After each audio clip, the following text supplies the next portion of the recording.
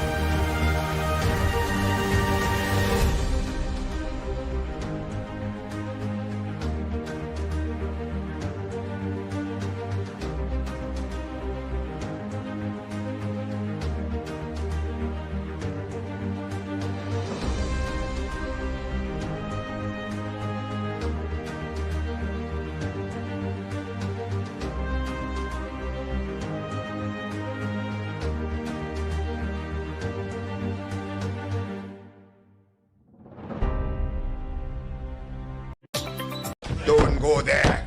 You are a technocrat. I mean, you can speak to whether or not it was appropriate or inappropriate for that to occur. Would you have done that as a permanent secretary? Politicians get the information from wherever source that they can. That's going to be the extent of your answer. Yeah. Don't go there.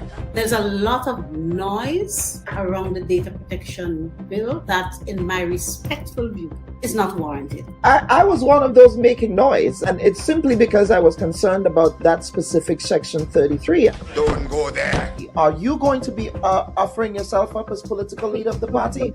I see you've called me here for much more than diplomatic passports. I don't mind that. Don't go there. What is the relationship like between you and your leader, Dr. Mitchell, your boss, Dr. Mitchell? I'm not sure how to explain how to answer this question at this time. I prefer not to answer. Don't go there.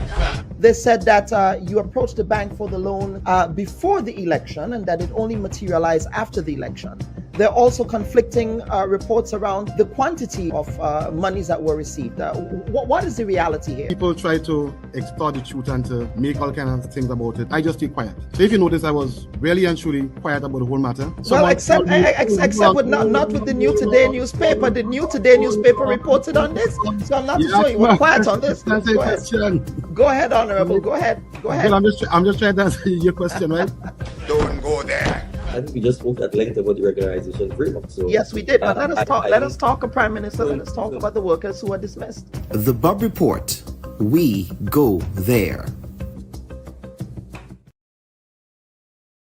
We seek the truth. Would you be handing your resignation to the Minister of Culture tomorrow, sir? No, I will not. The leader of the opposition, you have accused your government, sir, of using the Grenada Development Bank to facilitate the financing of personal loans for certain government ministers. The other side is in no position to talk about those issues, and I will leave it there. We discover new perspectives. You know his leadership style. And so many are saying, why are you coming now to talk talk about those issues. Now is the time to speak. You have the right to decide who will take over. And you met with Dr. Mitchell, and perhaps you might want to confirm what that meeting was about in your response. But Dr. Mitchell, like myself, are Grenadians. We ask the right questions. why was there no report on the work done of the commission? And how is this new committee different from the commission that was initially established back in 2022? So who are these elements that are using you? I'm disappointed in my political leader. And why is that animating those political conversations now? It's a very interesting question. The Bubb Report with Dr. Kellon Bubb. Thought-provoking, truthful, unbiased, and truly original reporting. Hi everyone. Thanks for checking out the Bubb Report's social media pages. If you'd like to get more videos, show highlights, and watch our weekly live show, follow our Facebook, Twitter, and Instagram pages. And also subscribe to our YouTube channel. You can catch repeat episodes on Wednesdays at 4 and 5 p.m. respectively on CRFM Radio and GBN TV in Grenada. We are also viewed on Sundays at 8 p.m. on WPG10 throughout the Caribbean. Thanks for watching.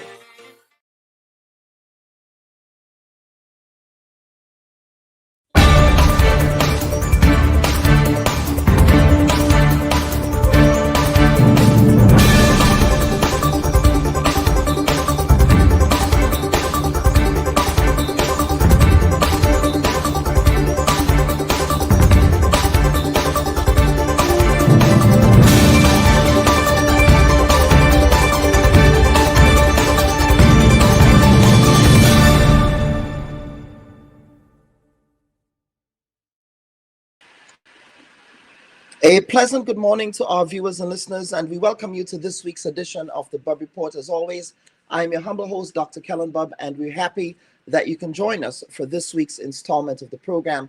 Of course, this week's program is a very important one owing to geopolitical developments in the Southern Caribbean. And as always on the Bubb Report, what we do is to assemble panels of experts to treat with and make sense of these issues that it will inadvertently affect our daily lives and affect how we animate development in the national community. Now, before we get to that segment, we do have an announcement here, one of the announcements from today's program, and that is from the Grenada Alliance, that's the Nutmeg Alliance, Inc., and Shanto Togetherness. They present, and of course, those are Grenadians in the Maryland area. They are presenting a karaoke evening. So I will go ahead and share that flyer that was sent out on behalf of that organization. Let me see if I can pull that up here. Just bear with me 1 second. But as you're coming into the room, just let us know where you're watching the program from. Of course, we do know that we have many Grenadians in the diaspora who watches this program every Sunday. So we welcome you. So if you can give us a quick roll call with respect to where you are watching this week's program from, we would be more than happy to acknowledge your presence, your virtual presence, at least in this week's program. So let me go ahead and see if I can share that screen here. Let me see what it's looking like now.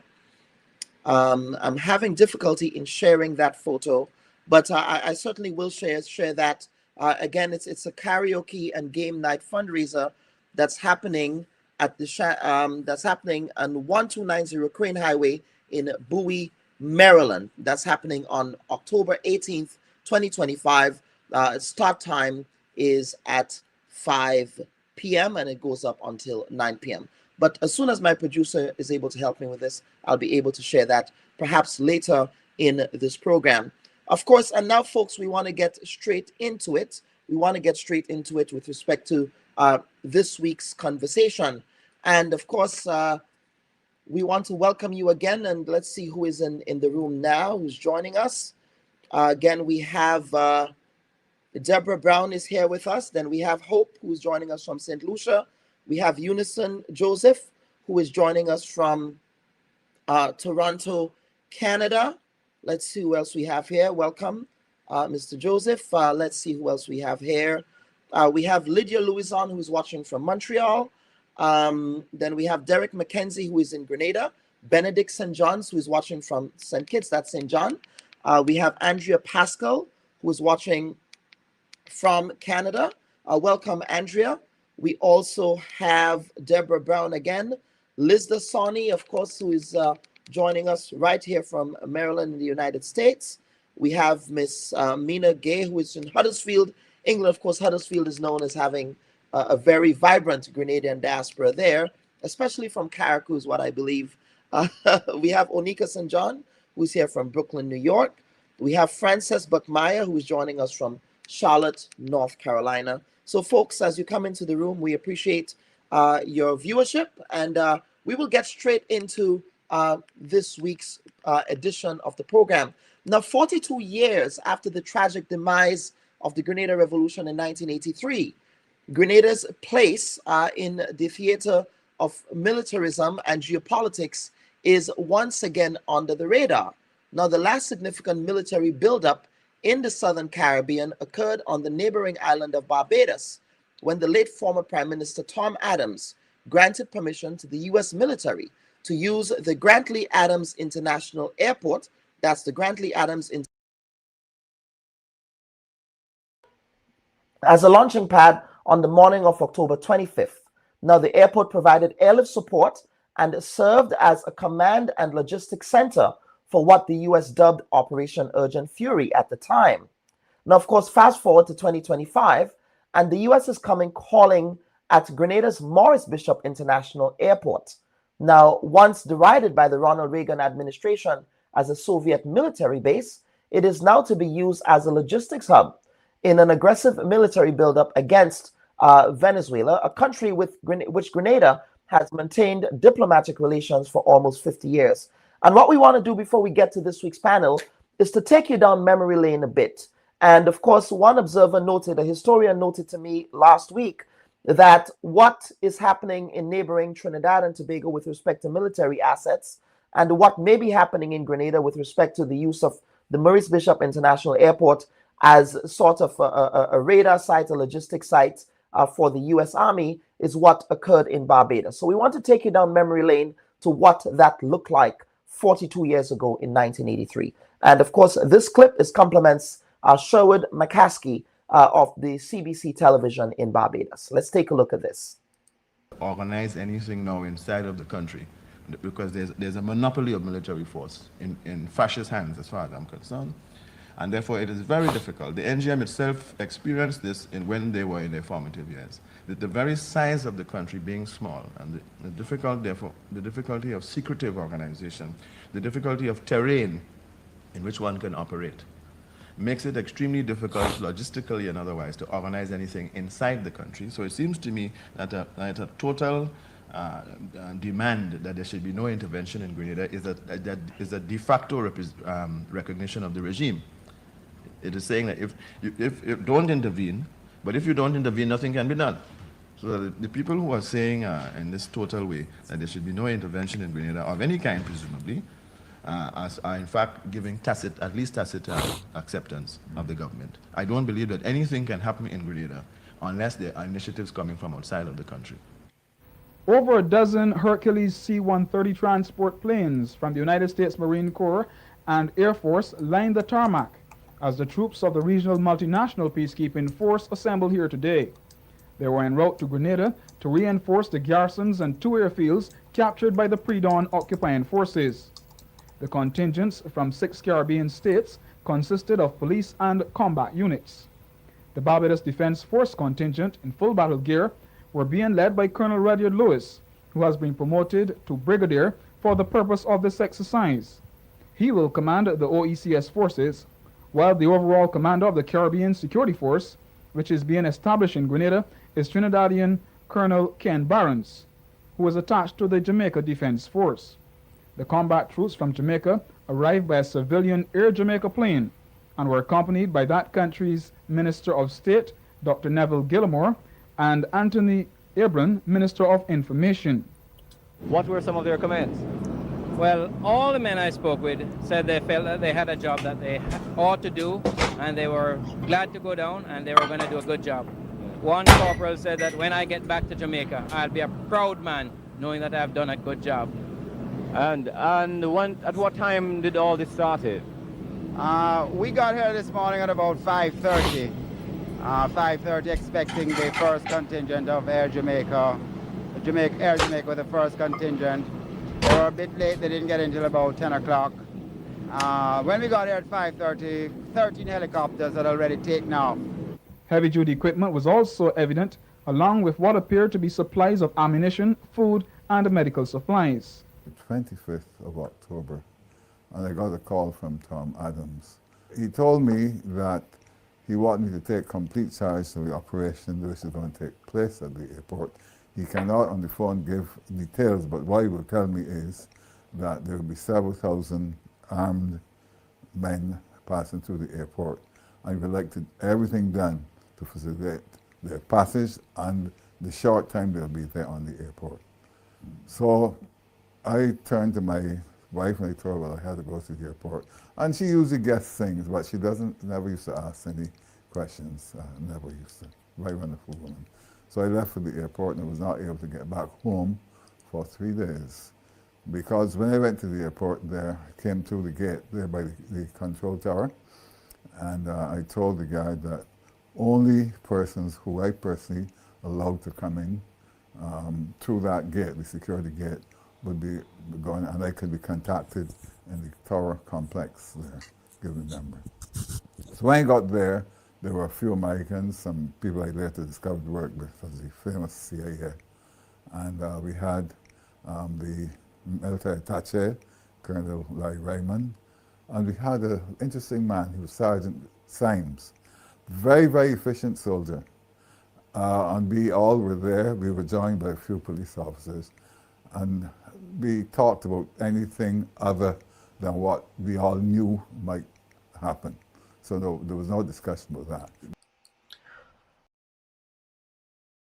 Of course, that was an excerpt from reporting by Sherwood McCaskey on a documentary series called Resilience of the Spice Isle, reflecting on the demise of the Grenada Revolution that was done, I believe, a year or a year and a half ago, reflecting on ways in which the Grantley Adams International Airport in Barbados became a site for logistical support in the invasion of Grenada. Now, since the start of American military activities against Venezuela in the Southern Caribbean, Grenada has largely stayed out of the fray, adopting the historic CARICOM diplomatic policy of non-interference, being friends of all and satellites of none, a stance not adopted by Grenada's neighbor to the south, Trinidad and Tobago, and of course its current administration.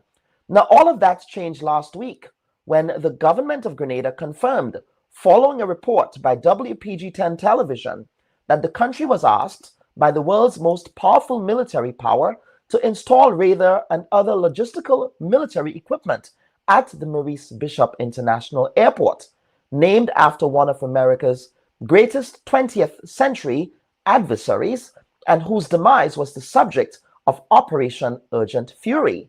Of course, that was the name of the American military intervention, some say invasion, some say rescue mission in Grenada back in 1983. Now, the players in the United States may be different from those of 1983. Still, the scope and character of the geopolitical posturing are also the same, espousing the Imperial Monroe Doctrine of Western Hemisphere dominance. Now, this time, however, their leader isn't Ronald Reagan. He's a man who is now famous for using what some observers say are tactics of extortion to extract demands from his adversaries. Now, from the start of this Republican term, Washington has pursued a foreign policy grounded in displays of power and intimidation. Now, leveraging tools such as economic sanctions, military threats, delivered promises of military strikes, and relentless diplomatic pressure, the Washington administration has tried to force other nations into accepting America's terms. And this is where Grenada finds itself, as the latest subject of one watcher calls bully diplomacy. Now, on the other hand, Grenada's southern neighbors have a different perspective on this issue. Welcoming the heightened military presence in the Caribbean, due to Venezuela's aggressive posture against Guyana and their Bolivarian neighbors' threats to annex large swaths of the Essequibo territory. Now, in the case of Trinidad and Tobago, the 6-month-old government there, led by Mrs. Kamala Persad-Bissessar, is chairleading anti-Venezuelan military action, owing to what they view as the Bolivarian Republic's role in drug and human trafficking activities. The contrast here between Grenada's position and that of its southern neighbor is the absence of a united CARICOM voice on these issues. Now, this week on the Bubb Report, we are joined by a panel of experts from across the region to make sense of what many observers say is an imminent military action against Venezuela by the United States, and the role that Caribbean neighbors may be playing in facilitating such an action.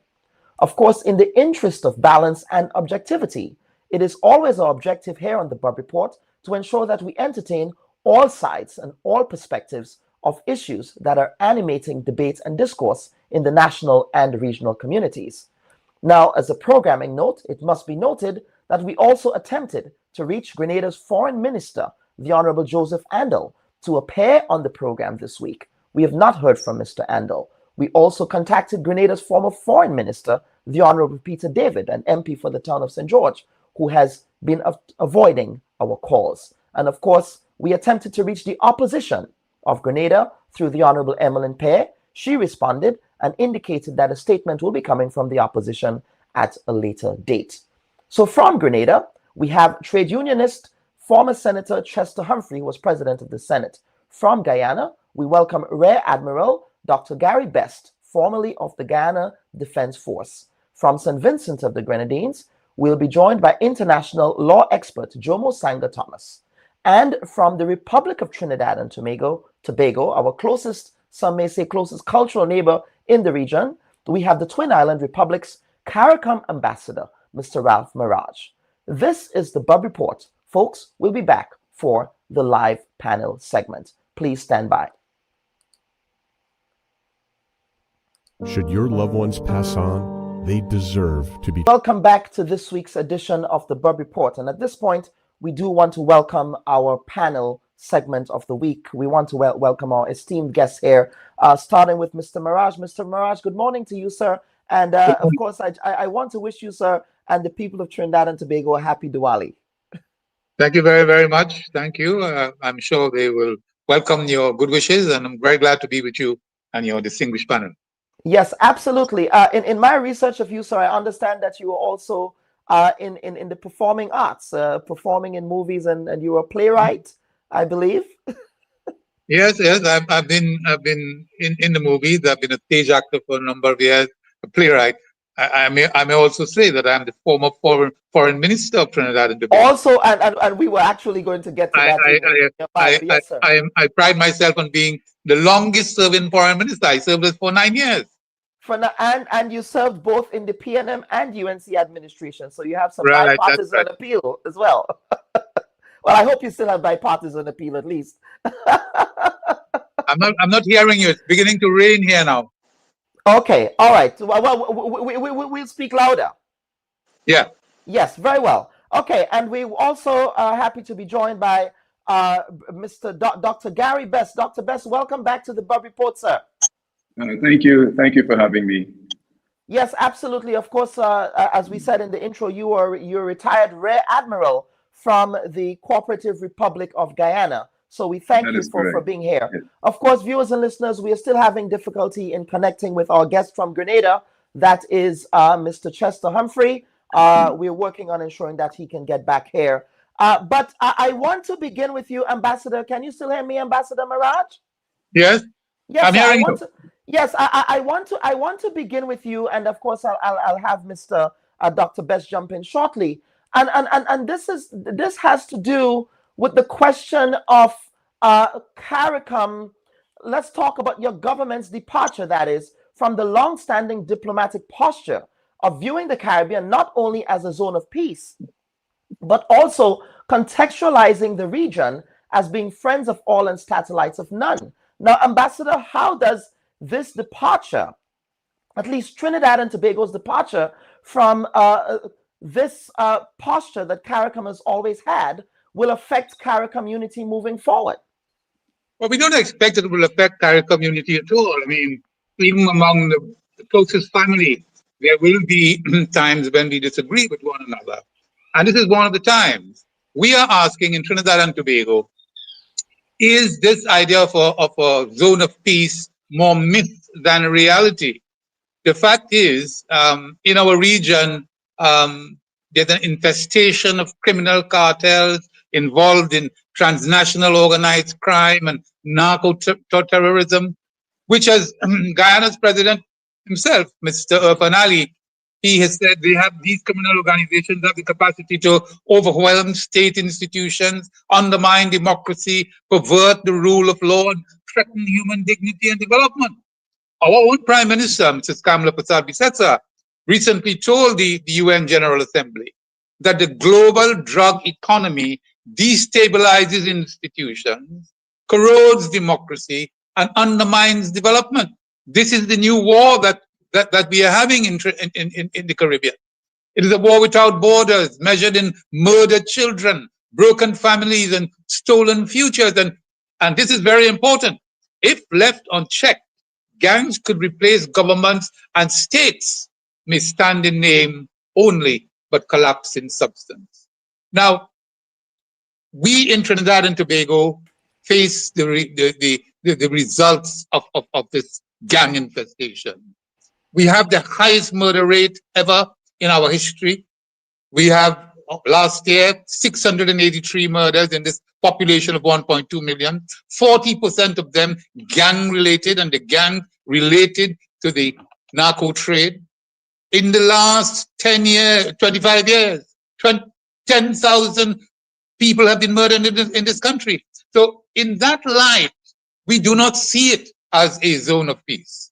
And it is in that light that we have agreed for the United States to conduct operations in our area to deal with the drug trafficking, which, as again the Prime Minister told the General Assembly, is at the heart of the unacceptable murder rate in Trinidad and Tobago. As I told you, in the last 25 years, we have had over 10,000 murders, equivalent to losing 1% of the population of Trinidad and Tobago. And so for us, the big question is, what should small, vulnerable states like Trinidad and Tobago, what should they do to protect themselves in a world of increasing volatility, where the effectiveness of multilateralism is increasingly challenged, where there are threats to your sovereignty and good governance? Also, the threats also come from non-state actors like the drug cartels. Yes. Thank you for your perspective. Let me bring in Dr. Best. Dr. Best, you've heard Ambassador Mirage's theory of the case. Of course, you served at the front line. Of course, you're retired now, and I'm sure you're enjoying retirement. But you served at the front line of the Guyana of Venezuela sort of territorial dispute that we have been seeing for many decades, really, but which has ramped up in aggression. Do you agree with the notion that Mr. Mirage has advanced here, that the Caribbean as a zone of peace is more myth than reality? Well, I may not respond specifically to whether it's a zone of myth or whether it's on a myth or not, but I would say this, quite a number of points made by Ambassador Mirage really are some good nuggets. In the context of Trinidad and Tobago, obviously, has to think of its own sovereignty and its own best interests within the context of a unified CARICOM. I would rather maybe situate what is happening now within some sort of theory that I believe is unfolding. And that is, we've always had the position and understanding of the core and periphery, where those developed countries representing the core and the smaller states in the periphery, you have this extractive type of economic dominance. So they extract from the periphery, take it to the core, and then they export it back to the periphery. So in that context, we had no real, small states didn't have any particular opportunity really to impact. With this new administration, the new US administration, what when I recognize it, it seems to be transaction politics, the transaction political theory. And I think that is now giving smaller states an opportunity to see what they can transact out of a direct relationship with the United States and some of the other greater powers. So it is in that context, I think we should look at what is happening in the Caribbean. So Trinidad obviously will see it from Trinidad's perspective, and from the Guyana perspective, I believe we have a serious sovereignty issue that is being threatened by Venezuela. And in that context, I believe that a zone of peace in the Caribbean could only be sustained if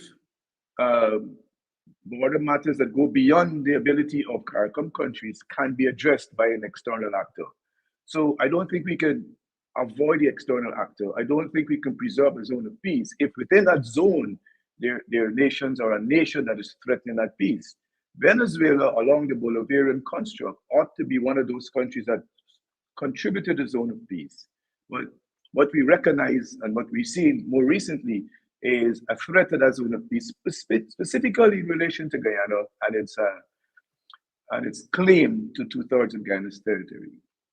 So I will pause here for now. Yes, but let us talk about what, and I'm waiting on my two other guests here. They're having some trouble with logging in.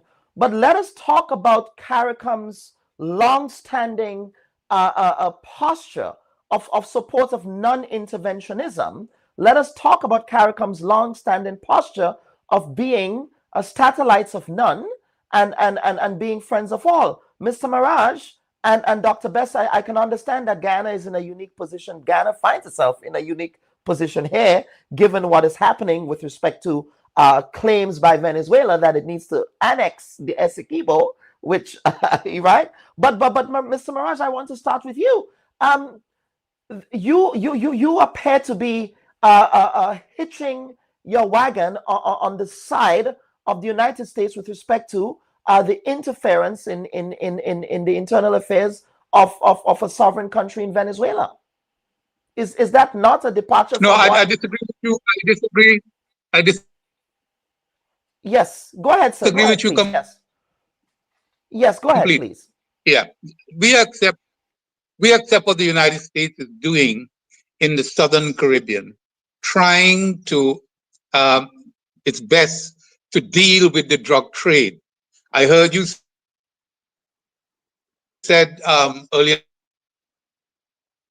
on in your introduction that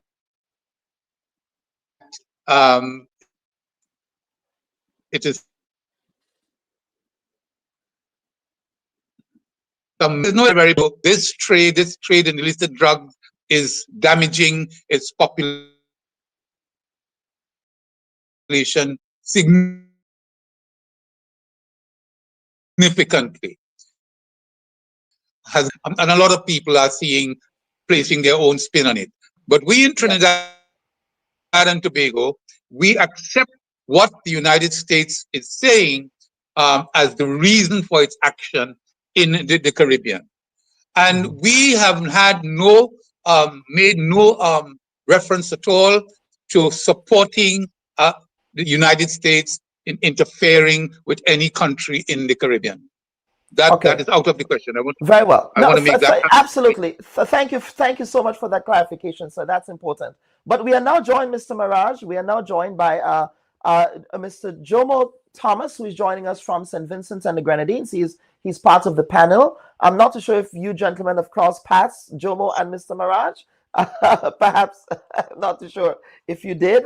But welcome to the program, Jomo, this week. And of course, the first question that we teed off with was the Caribbean as a zone of peace. And of course, Mr. Maraj has succinctly articulated the position of the government of Trinidad and Tobago on this, as did Admiral Best, retired Rear Admiral Best from Guyana. And their theory of the case is that, especially Mr. Maraj, is that this idea of the zone of peace, in the context of what's happening in Trinidad and Tobago, with drugs, with the violence that resulted from it, really doesn't, and the crime, we're talking about gun violence, we're talking about all of that, it does not portend, or it's not consistent with what has been a long-standing CARICOM position. So that's the opening salvo, Jomo. Over to you, sir.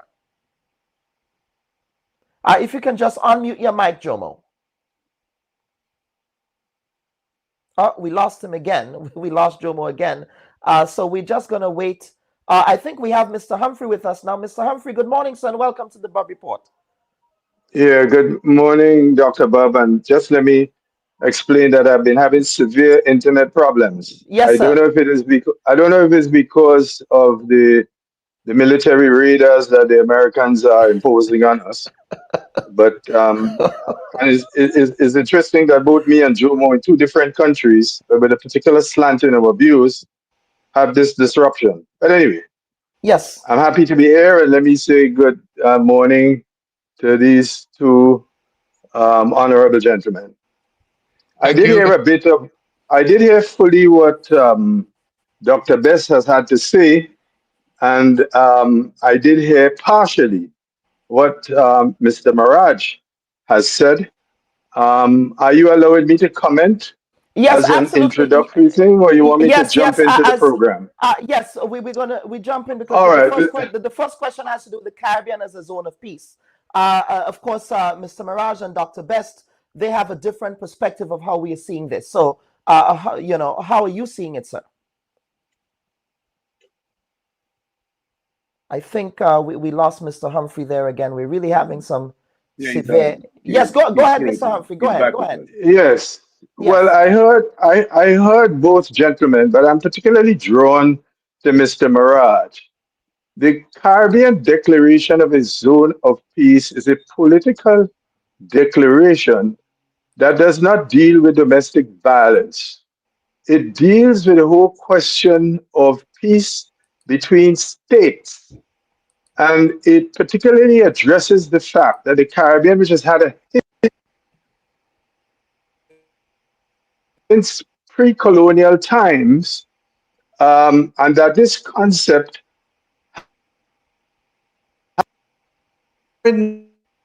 engagements in the Caribbean. And the concept itself is a political concept that has nothing to do with crime arising within one's borders or so. So there's a misconception of what this concept is. And I'm really startled that both august gentlemen seem to have missed this misconception. I don't know if it is the convenience that they are harping on, but more so Mr. Maraj, who has painted the dread history of crime as a result of the narco trade. And let me be clear before I proceed any further. This move by the Trump administration into the Caribbean has nothing to do with the narco economy. If the Trump administration is serious about dealing with the narco trade, there is no need for F-16s. There is no need for a nuclear submarine. There's no need for placing a radar system that guides these munitions. Remember, there's a nuclear armed submarine as part of this armada. I mean, it's really an insult to the intelligence of Caribbean people, and especially the position occupied by Dr. Maraj in particular, to try and sell us a contorted American lie, a lie that we know that America has consistently used in order to declare war. In 1898, in the Spanish-American War, when they bombed the main in Havana Harbor, again, it was a lie. The Gulf and Tonkin incident is a lie. The invasion of Grenada was based on a lie. Afghanistan, right? Iraq is based on a lie. You don't need F-16s. You don't need 4,000 Marines. And you don't need all of this sophisticated satellite-based technology in order to do what? Blow up 3 or 4 pirogues. Come on, Mr. Maraj, be serious. We are engaged in a serious exercise here. I respect the view of your government and I respect your view. Right? I don't agree with it. But to try to get us into accepting and drinking a palpable, manifest distortion and lie What is at stake here is the preparation for war in Venezuela. And I mean, look, I mean, we got to be serious. I respect you two gentlemen. We are Caribbean brothers. We have a disagreement on a particular political issue, but we have to do two things. We have to have an engagement based, first of all, on honesty. And secondly, we have to base our engagement on a certain degree of intellectual manifestation, which show that we are indeed intelligent people. Right? So I think I'm setting the backdrop to this discussion in an objective and honest way, and to tell the Caribbean people that the Americans are here to put an end to the narco trade. I mean, don't insult my intelligence. Yes, Don't insult the intelligence of the Caribbean people. Yes, I do want to give, as we do here on the Bubb Report, is to give each panelist the right of response. So, Mr. Maraj, I want to give you the right of response here with respect to what trade unionist Grenadian Mr. Chester Humphrey has just articulated. But you can also add I'm the immediate past president of the Senate. The immediate past president of the Grenada Senate as well. Absolutely. That's right. Yes, Mr. Maraj. Let me respond to the honorable immediate past president of the Senate. Very vigorous, and sometimes aggressive response. Very passionate. I accept that. I accept the passion and the conviction. But we ourselves are very convinced about what we are doing and the position that we are taking. We know that the drug trade in Trinidad and Tobago, the proliferation of gangs in Trinidad and Tobago, is directly related to that international drug trade manifesting itself and infesting the Caribbean waters. So it is not domestic violence. It is a borderless war, as we have termed it. And we know, Trinidad and Tobago knows, that we can't handle it on our own. We need force. We need forceful intervention. We need countries with the capability.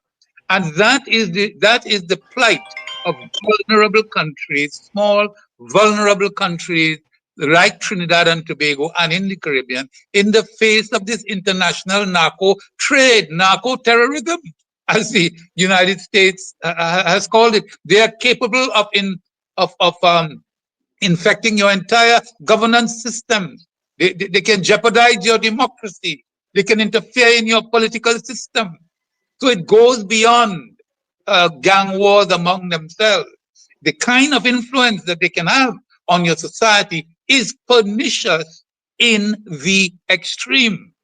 And the question is, what are small countries like ours to do to protect ourselves in a world of increasing volatility, where the effectiveness of multilateralism is being increasingly challenged, and where threats to your sovereignty also come from non-state actors like the drug traffickers? Your course of action, I am saying, should be like what Trinidad and Tobago is doing at present. You maintain your multilateral ties and framework as far as is possible. We are irretrievable. We continue to be a very strong member of CARICOM. You maintain those relationships, but you also strengthen your relationships with the large, powerful, democratic ally in your hemisphere, in your hemispheric neighborhood. And this is the United States of America. We can't be preoccupied with too many effete ideological preoccupations at this time. We have to take the advantage of proximity to the world's #1 superpower. It is a sensible, pragmatic approach to foreign relations that small, vulnerable states like Trinidad and Tobago must adopt to secure their interests without compromising their commitment to democracy and fundamental human rights and freedom. The United States is no autocracy. Its citizens enjoy the full freedoms of the free state. So here is our chance to maintain your independence, your ideals, your multilateral ties and framework, but also strengthen your relations with the large, powerful, democratic ally in your hemisphere. In my view, it would be foolish and foolhardy for any country to ignore this opportunity. Yes, let me get Dr. Best to respond, and Mr. Humphrey, I want you to pick up on what Mr. Dr. Best's response will be in the context, and we talk about American military aggression in the Caribbean, that is noted, but we cannot speak about that in isolation or without the context of what Venezuela is doing against our CARICOM neighbor. And of course, we know that to give our viewers context, of course, there was the Argyle Accord that attempted to bring both sides together within the posture of the Caribbean not being the Caribbean being a zone of peace in St. Vincent and the Grenadines. I believe that occurred last year. So, Dr. Best, you've heard Mr. Humphrey's position here, but I want you to respond in the context of aggression on the other side of the ledger that Guyana is confronting from Venezuela. Thank you very much. I respect Mr. Humphrey's views, of course. I do respect those views and those of Mr. Maharaj. I respect those views.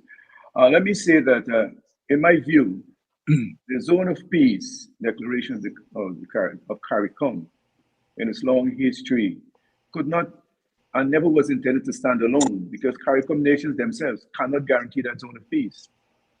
CARICOM nations do not have the wherewithal to guarantee the zone of peace. It was aspirational, buttress, and within the context that there are countries that would support that idea of CARICOM and come to that support to maintain a zone of peace. That is my view. And one of those countries obviously would be the United States because of its proximity to the Caribbean. We didn't expect it to be the Soviet Union outside the context of the non-aligned movement when we had the Cold War, the war divided into two. There are several geopolitical spheres right now. And you would not want to go outside your hemisphere really to seek that support. So I believe that it was within the context of democracy within CARICOM and a democratic nation of the United States, Canada, and other nations. So that's my first point on the zone of peace. It could not stand alone on CARICOM's efforts. Secondly, if a nation within the zone of peace is threatening that zone of peace, who is to act? And that is the case of Guyana. That zone of peace is being threatened by Venezuela's actions. So with our context, we don't have the wherewithal to go against Venezuela militarily. We have to seek international support. And as I mentioned before, what we are recognizing is the whole issue of transactional politics now, which is actually set aside some of the rules of some of the neoliberal rules, and you have transactional politics, which I believe gives smaller states an opportunity to say, what is it I need to get out of this transaction that is now this transaction politics that we are experiencing? We can write about it, but I don't think we have the collective power to force it aside because it's being pushed by the more powerful states. So in the context of Guyana, it is a significant violation of our borders by Venezuela. We are seeking help internationally, and the United States has expressed that interest. Now, one can talk about the offshore oil resources Guyana has, and the US might be interested in those resources, but what is the outcome from Guyana? Safe borders. We are the ICJ, we express and hope for a positive outcome of the ICJ, but Venezuela is not going to disappear as a nation. And as a border nation, we'd like to have cordial relations with them. So if the US in that context could come within this matrix and create an opportunity for a change in the attitude of Venezuela and security for the borders of Guyana, then to the average Guyanese, that is a good sell. Now, we're not going beyond that to say we want to have a United States base in Guyana. The president of Guyana has never said that. It is not an express will of the people. But at the same time, I think the extent to which CARICOM nations can make their resources available to the people, improve their security, improve their intelligence gathering. The extent to which they can do that is less reliance on great nations coming in to deal with these matters. Now, the final point I'm going to make with Venezuela and what is happening in the Caribbean, we in Guyana cannot be oblivious to the fact that Trinidad is also a border with Guyana. It's a maritime border. It's still a bit distant. And crimes, we're infected by the drug trade also. We consider that a transnational crime between Venezuela and Guyana. Guyana has been identified as a transshipment point. So the extent to which Trinidad is having those great difficulties with Guyana, I personally would not like us to get to that stage. So I would certainly like to see the situation in Trinidad become far better. And the measures that they use, if Guyana benefits from those measures, I'm sure the people of Guyana would feel comfortable. I cannot speak to the political directions of Trinidad and Tobago. However, I can say that within the geopolitical context and construct that we now seeing clearly in front of us of transnational politics, smaller states, I believe, feel they have an opportunity now to say what they'd like to get out of this transaction in their best interest without affecting the entire CARICOM body politic as a zone of peace, a single market economy, among other things. Jomo, welcome to the program. Of course, you've been having some login difficulties, but thank you. I want to pick up, because Mr. Humphrey's here. I want you to pick up on what you've heard Dr. Gary Best say and what Mr. Maraz said earlier about just the Venezuelan posture. Yes, we can have a critique of the militaristic posture of the United States, but what about the militaristic posture of Venezuela against a fellow CARICOM neighbor? Where is the same smoke, as the young people would say? Where is the same equal condemnation of Venezuela for violating this tenet of the Caribbean as a zone of peace with their intentions of annexing the Essequibo? Well, I don't know of anyone who has countenanced and supported Venezuela's attempt to assert what it calls its sovereignty over the Essequibo region. I have not. I didn't hear all of what Chester Humphrey said. What I can say, and that's supported a little by what Dr. Best just said, is that this is a long-standing issue that goes back for more than 100 years. Some people locate the difficulty as Resolution 1899, and I know that it's now before the International Court. I think Venezuela had refused to go to the court, and the hope is that that matter will be resolved there. So I think all of the issues having to do with the region as a zone of peace has to be thrown into the mix. The truth of the matter is that the Caribbean has never really been a zone of peace, because ever since colonial conquest in the 15th, 16th, and 17th century, European powers have always intervened in the Caribbean. And by the time we got to the late 19th century, early 20th century, the Americans have intervened time and time again. They intervened in Haiti, they intervened in Dominican Republic, they intervened with the British in Guyana in 1953, they intervened.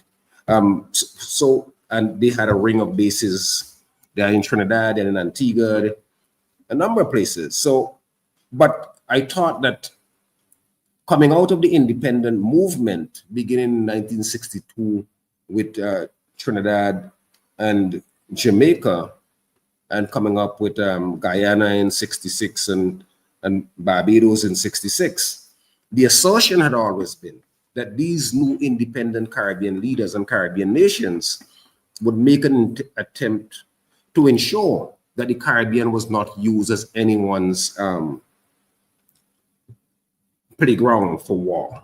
And that's where I think the assertions about the Caribbean emerging as a zone of peace belong. There's also a Latin American position that these regions should be devoid of all kind of whether it's nuclear weapons and so on and so on. That's part and parcel of the whole idea of making it a zone of peace. I had a chance to hear a little from Mr. Mirage about Trinidad's concern, and I heard Dr. Best saying that yes, Guyana is also cited as a place for transshipment of drugs. What I want to say though is that why is it that the US appears to be picking on Venezuela when there are a series of reports, including there's a 2024 report by the United Nations Office on Drug and Crime. And there's also a Drug Enforcement Administration report, the DEA, which says, according to the United Nations Drug and Crime Organization, Venezuela has consolidated its position over the past 15 years as a territory free of cocoa cultivation, marijuana, and cocaine processing. And they go on to say the epicenter of activity remains in the Andean countries, Colombia, Ecuador, Peru, and Bolivia. But there's a concentration in Colombia. Further, the US DEA 2024 report did not mention Venezuela as a drug haven. And then there was another classified assessment by the US National Intelligence Council, which was released in April, which stated that there was no evidence of coordination between the organization Trendy Aragua and senior leaders in the Maduro administration. So in light of those reports coming from the US itself, why do we seem to think that this focus on Venezuela is proper at this time? And I have to agree with Chester Humphrey that the US has historically used pretext after pretext after pretext to manufacture consent to engage in the kind of either destabilization. Chester mentioned a whole host of countries. We could mention Michael Manley's Jamaica between 1972 and 1980. We can mention Salvador Allende's Chile between when he was elected, democratically elected in 1970 and finally overthrown and assassinated in 1973. We can mention the overthrow of Aristide in Haiti. So there's always manufactured consent. And I think that those of us who have been around for some time, who have studied the literature, and who are honest, we ought to say, look, this thing is a pretext for regime change. In fact, we saw, to show how all of this is coordinated, just 2 days ago, Corina Machado was given the Nobel Peace Prize. This is a lady who has openly called for the invasion of a country, has called on the Israeli government led by the fascist Benjamin Netanyahu to join in a force to overthrow the government in her country, and she ends up winning the Nobel Peace Prize. So when we look at all of these things, I think that's the context in which we need to look at this, and to say forcefully that our Caribbean should not be used as a theater under the pretext that the United States is fighting drugs. You can't be fighting drugs and come, as Chester correctly said, with a flotilla of nuclear submarine, marines, frigates. That's not what you fight drugs with. You fight drugs, as we know, and they have done, with the DEA effort. But in addition to that, you fight drugs from both ends. There's a supply and a demand. Fentanyl is now the major killer of American young and old in terms of drugs. So even it has outstripped cocaine. And there's no evidence at all that fentanyl has any origins or is manufactured in any great amount in our Caribbean or in Latin America. So that's what I would say. Yes, absolutely. But Ambassador Mirage, are you still with us, sir? Yeah, man, I'm very here. Yeah, yeah. You do so. You have a cadence like Mr. Pandey. As a rhetorician, your cadence is Basdio Pandey, sir. I just have to say this. Yes, well, thank you for the compliment.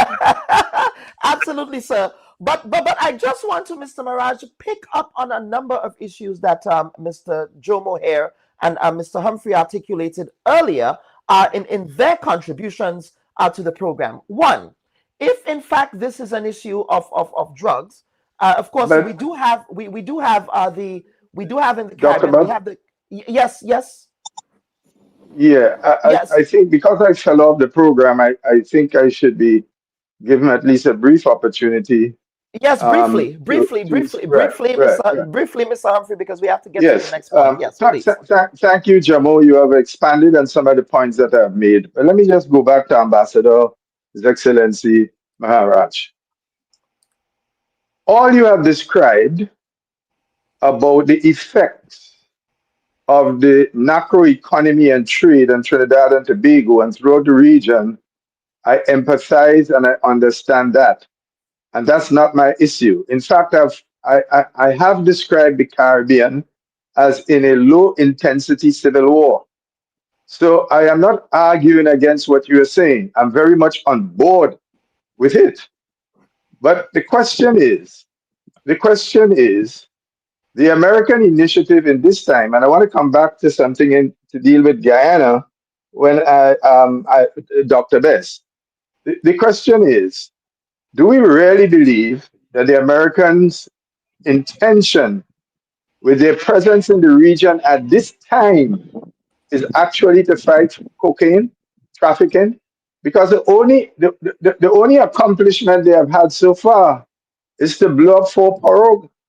And we don't know whether or not these pirogues that were destroyed, whether or not the people on it were people moving from Venezuela. And let's be clear, the problems that the Venezuela economy face is as a result of the American sanctions.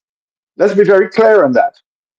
And we have to try to figure out, are these just sheer coincidences that the Americans have upped their game now after Venezuela has signed an oil arrangement with a big and powerful country to the very far east, right? A big and powerful country have just signed on an agreement with Venezuela to invest massively in the oil sector and to pre-purchase, right? We know, and I know you talk a lot about democracy, but let's briefly visit the background of that democracy.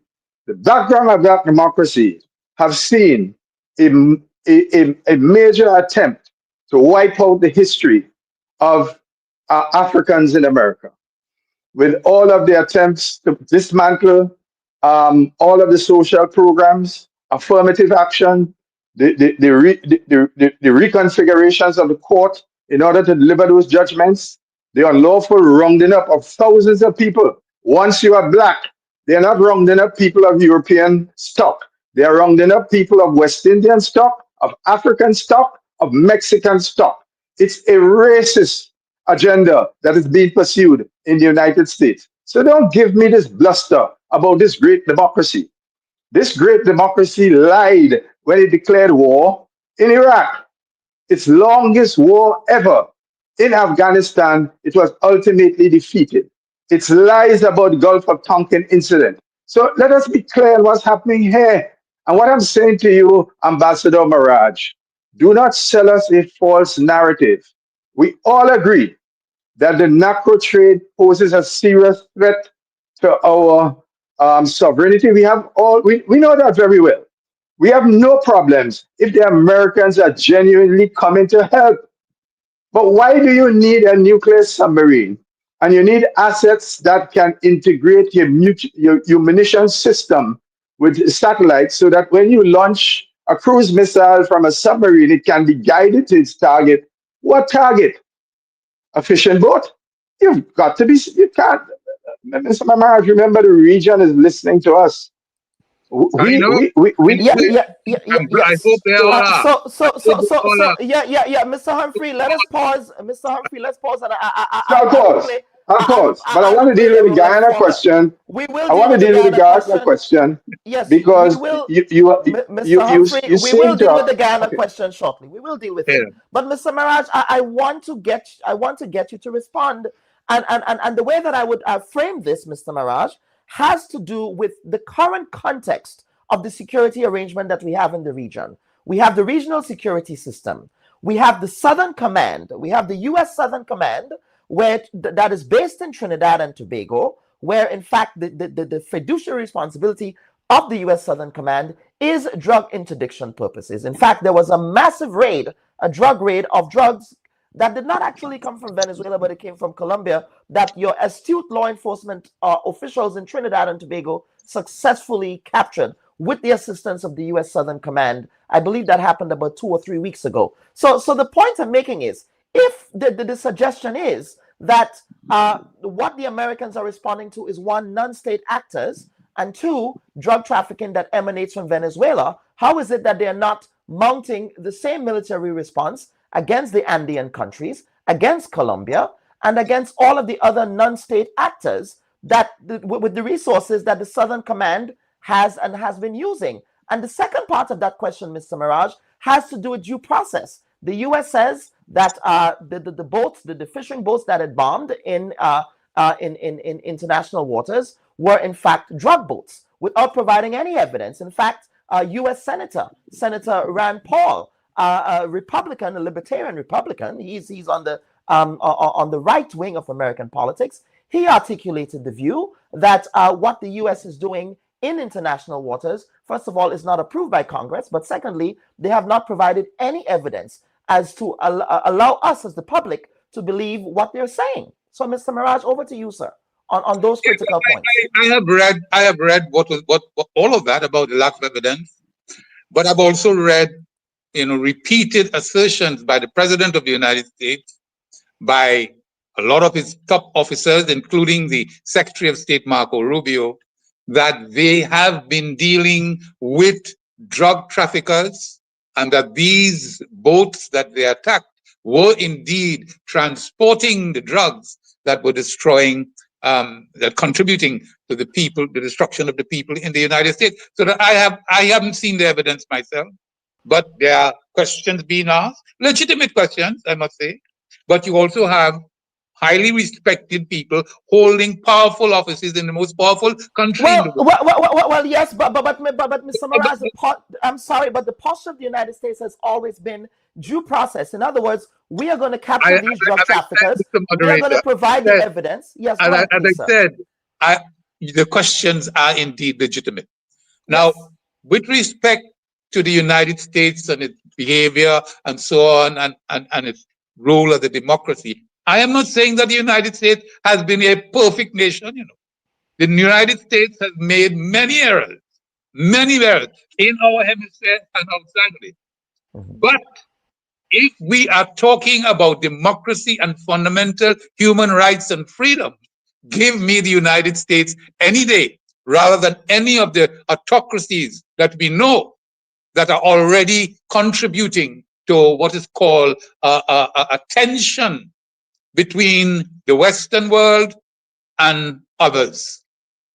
Iran, Russia, China, North Korea. I wouldn't want to live in any of those places.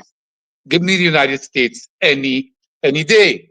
Now, we have a situation in the Caribbean, and we've been talking about it. We've been talking about it, where our CARICOM countries face a situation where one of our neighbors, one of our members, is facing a situation where another militarily powerful nation is threatening to annex 2/3 of its territory, which the International Criminal Court of Justice has designated as rightfully belonging to that country.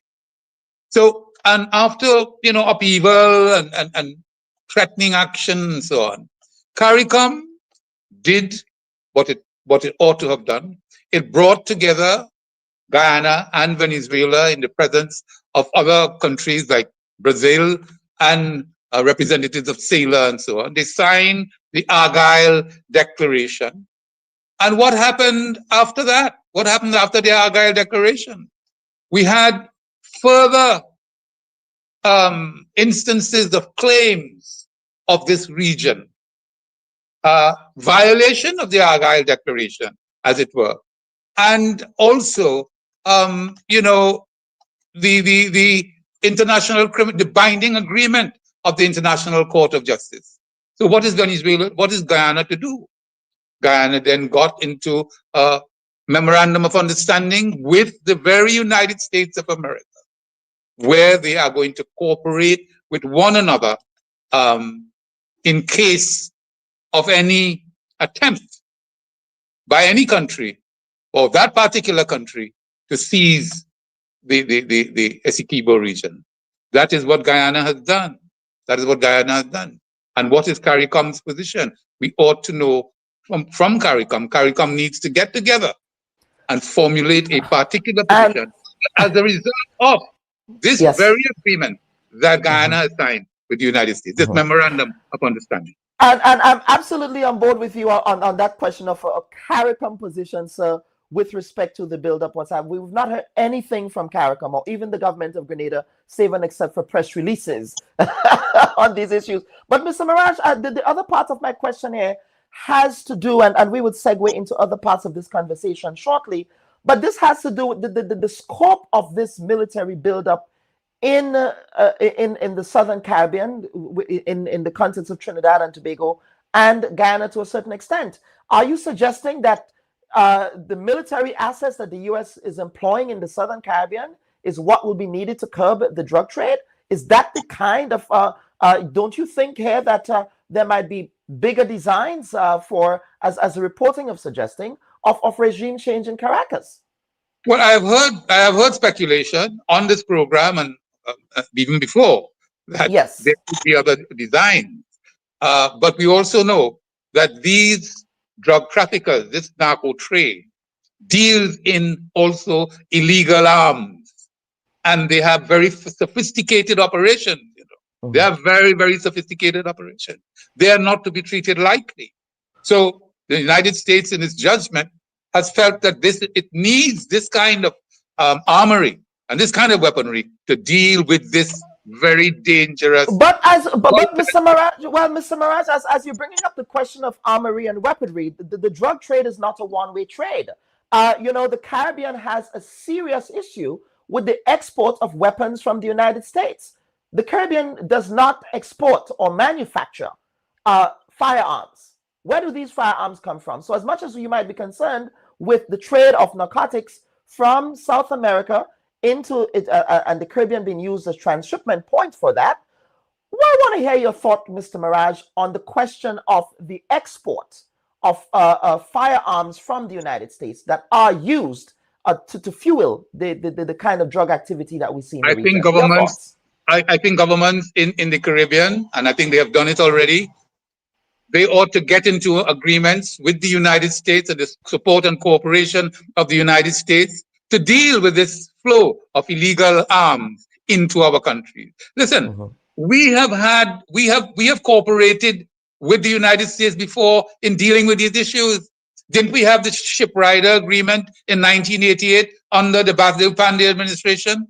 We have now a Shipwrighter Agreement, don't we, between Jamaica and the United States, which enables maritime law enforcers from both nations to intercept vessels and so on. But as we know, a Shipwrighter Agreement is a cooperative arrangement between countries that allows law enforcement officials from one country to operate in the territorial waters of another. So there's a history of cooperation to keep law and order in the Caribbean, cooperation with the United States of America. We also have status of forces agreements, SOFAs. In Trinidad and Tobago, I think the first SOFA we've had, it was in 2007 under another administration. And the present Prime Minister, in her first incarnation as Prime Minister, in 2013, signed the status of forces agreement with the United States when then President Joe Biden came to Trinidad for the occasion.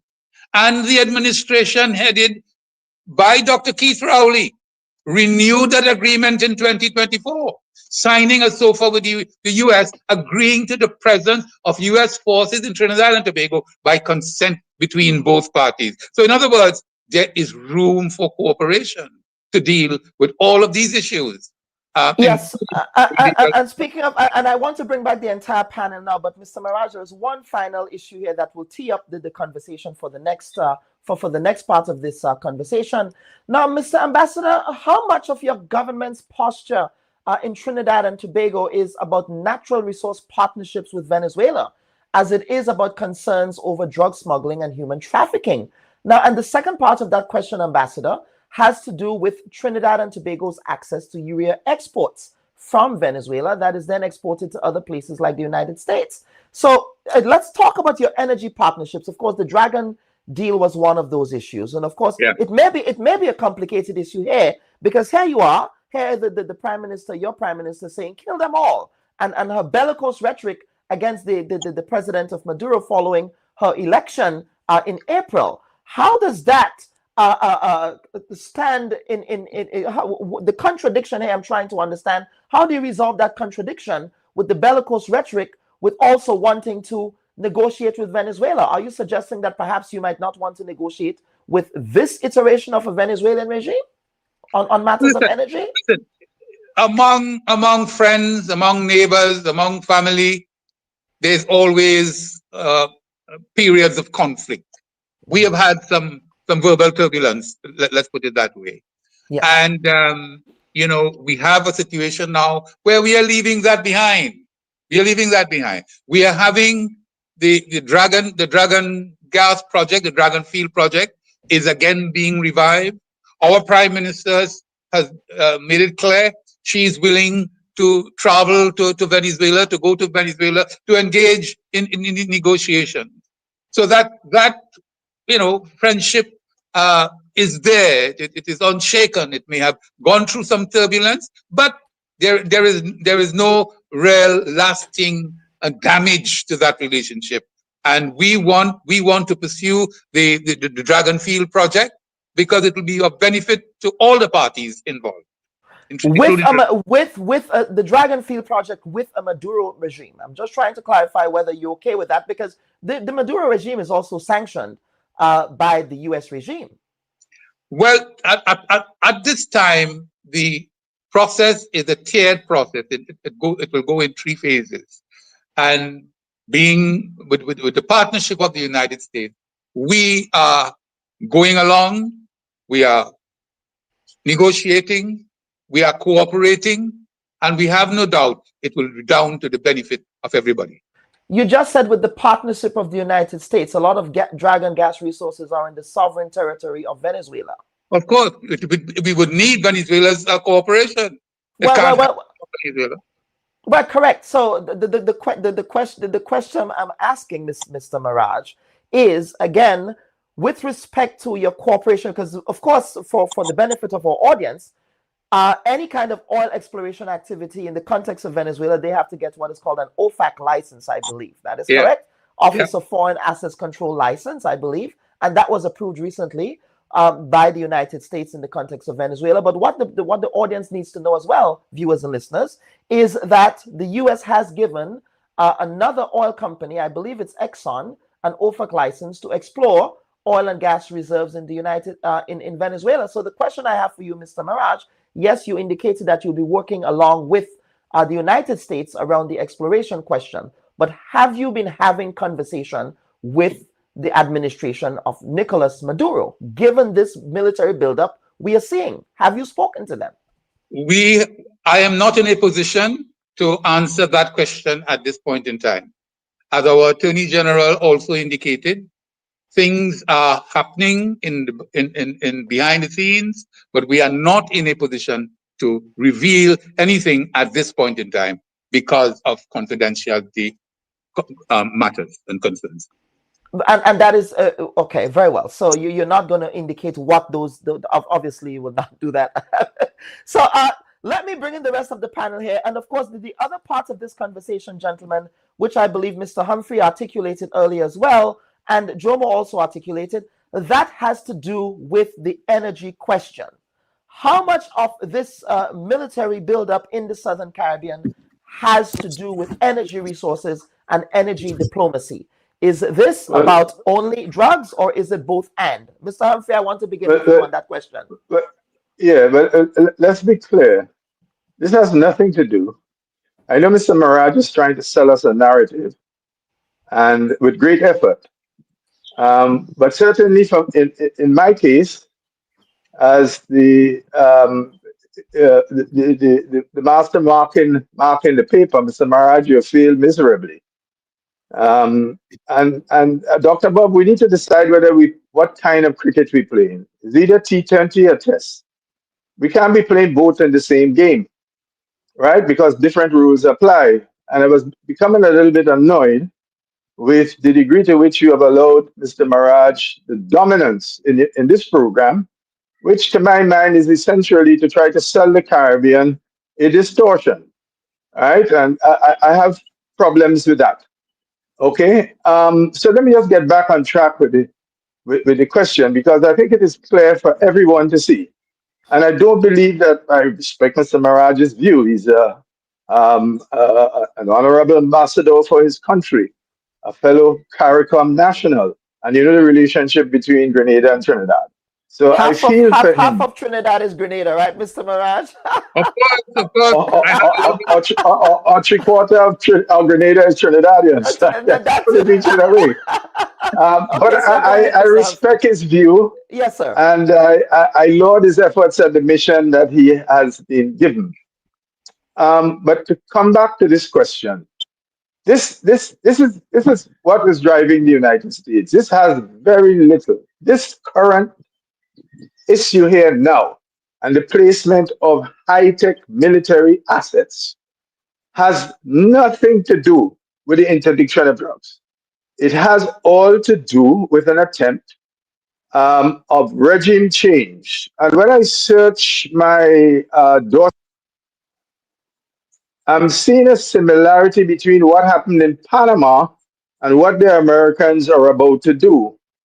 Given the fact of all that my colleague, comrade has said, Jomo, about all of the reports, including the report from the European Union in respect to the drug business and its relationship to Venezuela, giving Venezuela a clean slate. I noticed that the American President Maduro, before a court with an indictment, he had no opportunity to defend himself or anything, and they charged him for cocaine trafficking. I'm saying that was the playbook used in Panama a few years ago when they dealt with President Noriega. And I would rather think that a lot of this buildup is probably a repeat of the same maneuver, if not the same strategy. Let's not get things mixed up. And this is where I want to address the Guyana question. Because in order to give legitimacy to what the Americans are doing, we've introduced Guyana. Now, I am certain that Dr. Best would know my peculiar relationship with you comrades in Guyana, and the particular relationship I had over many, many, many years with Dr. Chedi Jagan and the PPP, Forbes Burnham, in the national liberation movements in Africa, and all of that, and the tremendous amount of respect I have for former Canadian erstwhile leaders in Guyana. So I want to address this question, please be there some confusion. I will begin by simply saying this, that the Bolivarian Revolution and Grenada has a particularly close relation. Venezuela has financed our school feeding program. They have built homes here. And therefore, there is a quarrel between friends. There's a quarrel within the family. And within the family, to settle quarrels, you use a different approach. You don't come out and ask for the execution of one as opposed to the next. That's not. The fact, I want you to take note that the person who was central in Guyana was Dr. Ralph Gonzalez. And it is not perchance that this meeting took place in St. Vincent and the Grenadines, in a very historic place, St. Vincent and the Grenadines, Argyle.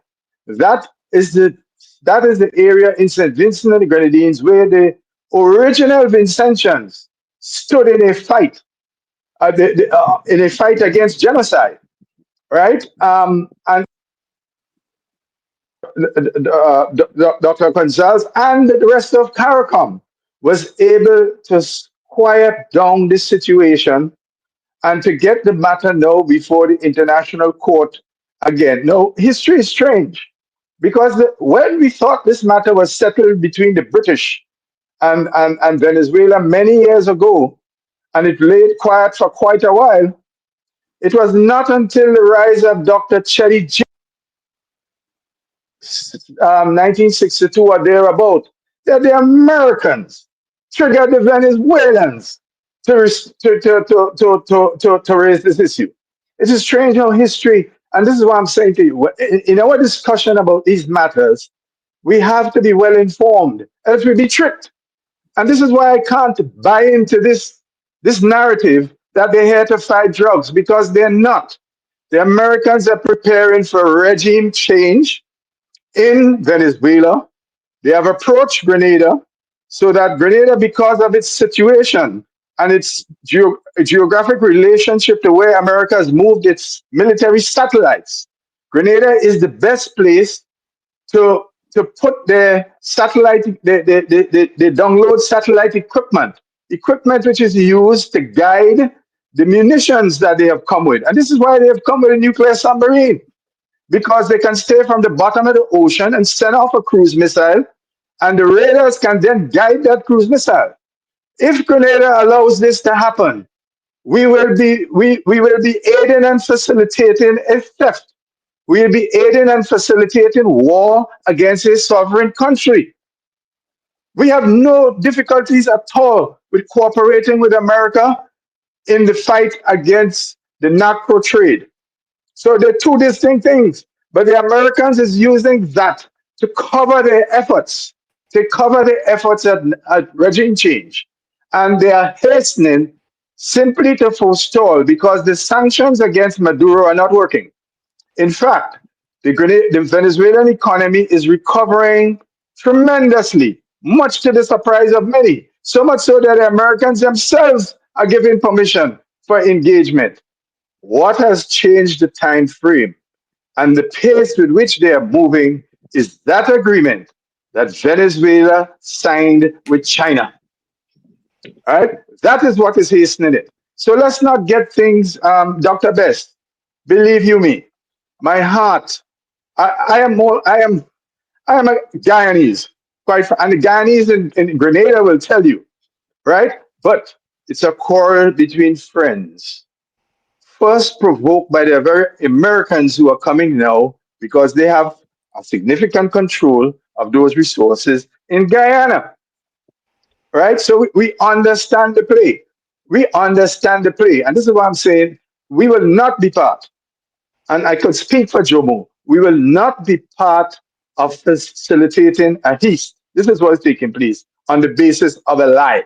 Yes, Mr. Humphrey, I want to give Dr. Best the opportunity to respond here to the concerns that you have raised here. Dr. Best, you've heard Mr. Humphrey's theory of the case with respect to Venezuela's posturing and giving some historical context. And Dr. Best, before you respond, I also want to put this on the table. The idea that, you know, with the regime change and the opposition forces in Venezuela, at least, they also ideologically believe that the Essequibo belongs to Venezuela. So this is not an issue with the Maduro regime only. It is a Venezuelan issue etched in Venezuelan history. If you look at Venezuelan notebooks, all right, it's something that has been there. I mean, full disclosure, I have Grenadian Venezuelan family. My grandmother immigrated to Venezuela in the 1960s, in the late 1950s, really. But in Venezuela, on their notebooks, when people like Carlos Andres Perez was in power, you saw the Essequibo on the map, shaded in gray. So I want you to pick up on that question as well in the overall context of Venezuelan involvement in Venezuela, and of course the Argyle Declaration as well, that Mr. Humphrey articulated as well. Please, Dr. Best. Thank you again for allowing me to speak on the issue. Yes, sir. Guyana, Venezuela, and the border controversy. It's situated within the context of what is happening now with United States military assets in the region. I would say from the position of Guyana, the actions by Venezuela is an existential threat to the sovereignty of Guyana. No historical narration can change that. I understand the context. I understand the history of this issue. There was an 1899 arbitral award which was considered full, perfect, and final since 1899. So I understand the history of geopolitical play that could play one nation against another nation. I understand that, but that does not change the fact we, at this point in time, even though we're neighbors, there is an existential threat against Guyana.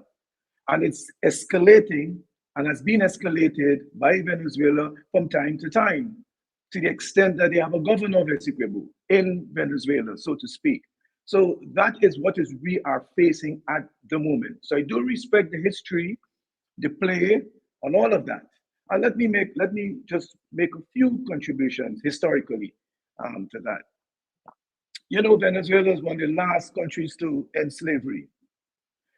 The Venezuela we have today are descendants of the colonizers. We really don't have descendants of colonizers in the Caribbean, except for Jamaica a little bit. We have truly nationals that took over power over a period of time. And indeed, in that context, there is this big argument also that we left our indigenous people behind. But in Venezuela, like in Latin America, the descendants of the colonizers took the power. And the view, if you look at Venezuela on this issue, from all the years, Venezuela became a republic decades ago, long before Guyana, to settle us and to bring to us, as Mr. Alexander put, through the United States, in provoking the Trinidadian regime, to bring that now back in this century, in the context of annexing Guyana, to me does not speak to being Bolivarian. It does not speak to that being Bolivarian in my view. And if I extend that analysis a little further with Haiti and the support the Haitians give to Simon Bolivar, and the non-support the Haitians are getting now from quote-unquote the Bolivarian government, we have to sit back and ask ourselves sometimes what is in our best interest. Guyana is under threat. We are the ICJ. We're still under threat, even though there were provisional measures from the ICJ. We can't assume that there's a quarrel between friends and nothing further will happen. We have to ensure we protect the sovereignty of Guyana and protect the people of Guyana, and to ensure that the people of Guyana feel confident in this country. So I do understand the history, the geopolitical players, but the facts are the facts. These are the facts right now. The Argyle Declaration, I wrote on the Argyle Declaration. I was not fully supportive of the Argyle Declaration. My writings would say that. But I did offer to the government of Guyana what they can possibly discuss in the Argyle Declaration. I didn't believe we should go.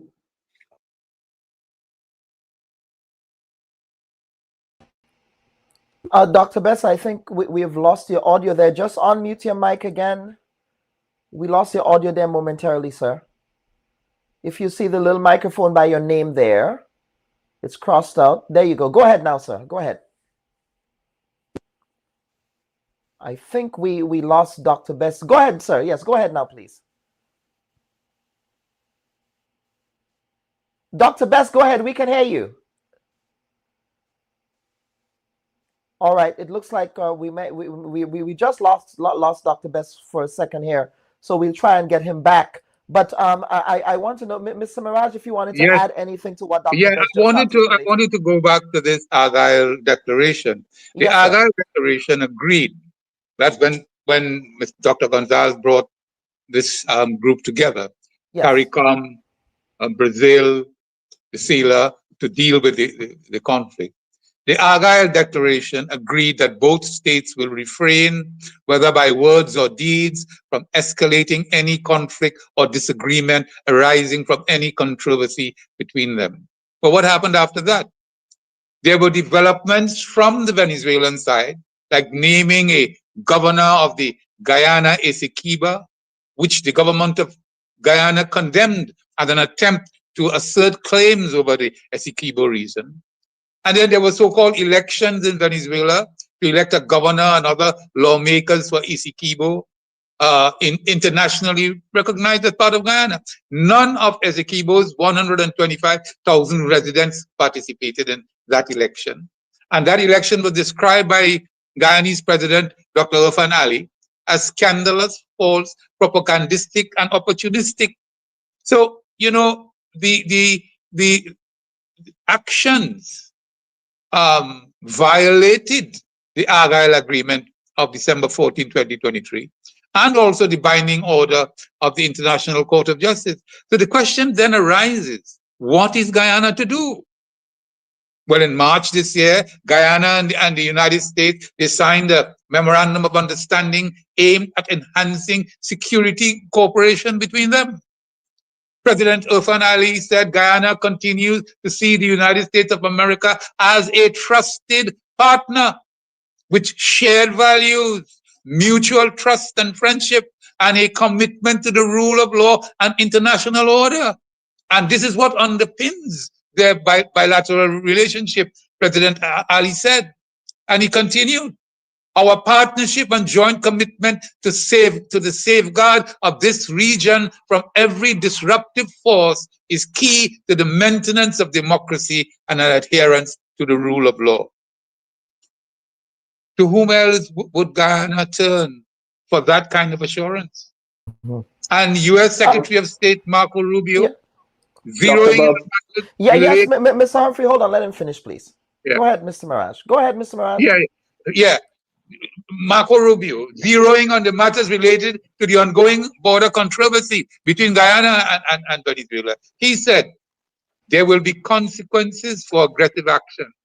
And that's why our partnership in that regard will be important. This is not what we want to be a feature of our relationship, but it is a necessity of our relationship because you have a very difficult challenge on your hands with a dictator that's making illegitimate territorial claims.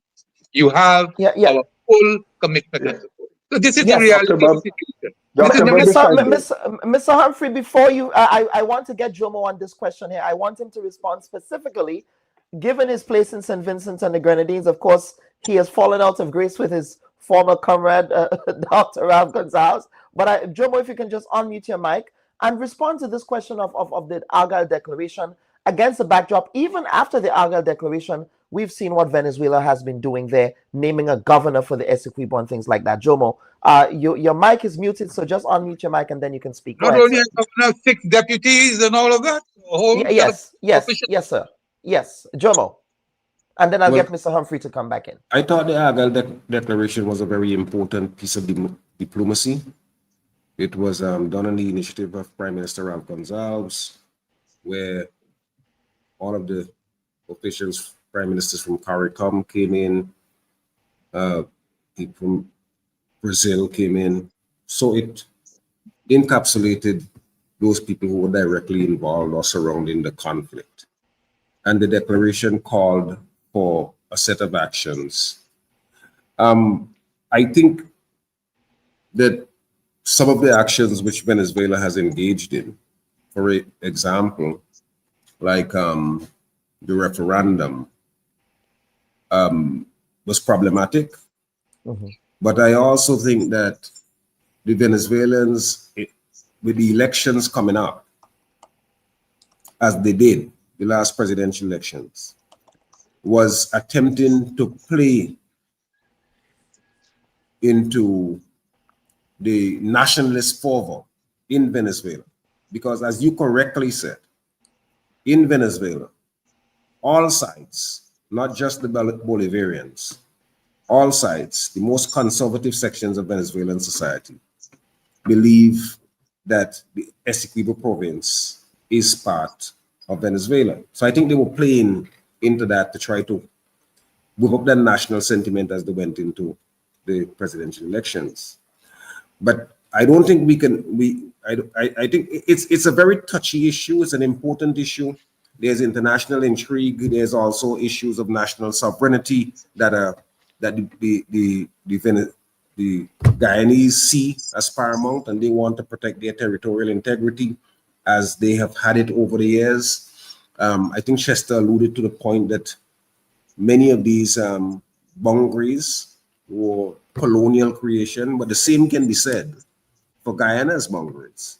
That they, for Venezuela's boundaries, they are colonial creations as well. So I believe that diplomacy has to take its place. I don't think that any military action has any place to go. In fact, if you think tactically or strategically, while there may be certain rhetoric coming out of Caracas, I don't think that the leadership in Venezuela would be so reckless as to make any kind of military incursion into Venezuela, because I think that they are quite aware of the military power of the United States. They are quite aware that the United States is eagerly hoping that something would happen so that they could do regime change. In fact, I would not be surprised if there's some false flag event that the Americans would use to trigger some kind of military response. Chester, I think, very early, laid out the series of false flag events that the United States have used to intervene in other people's countries. So I don't think the Venezuelans are considering any serious military action.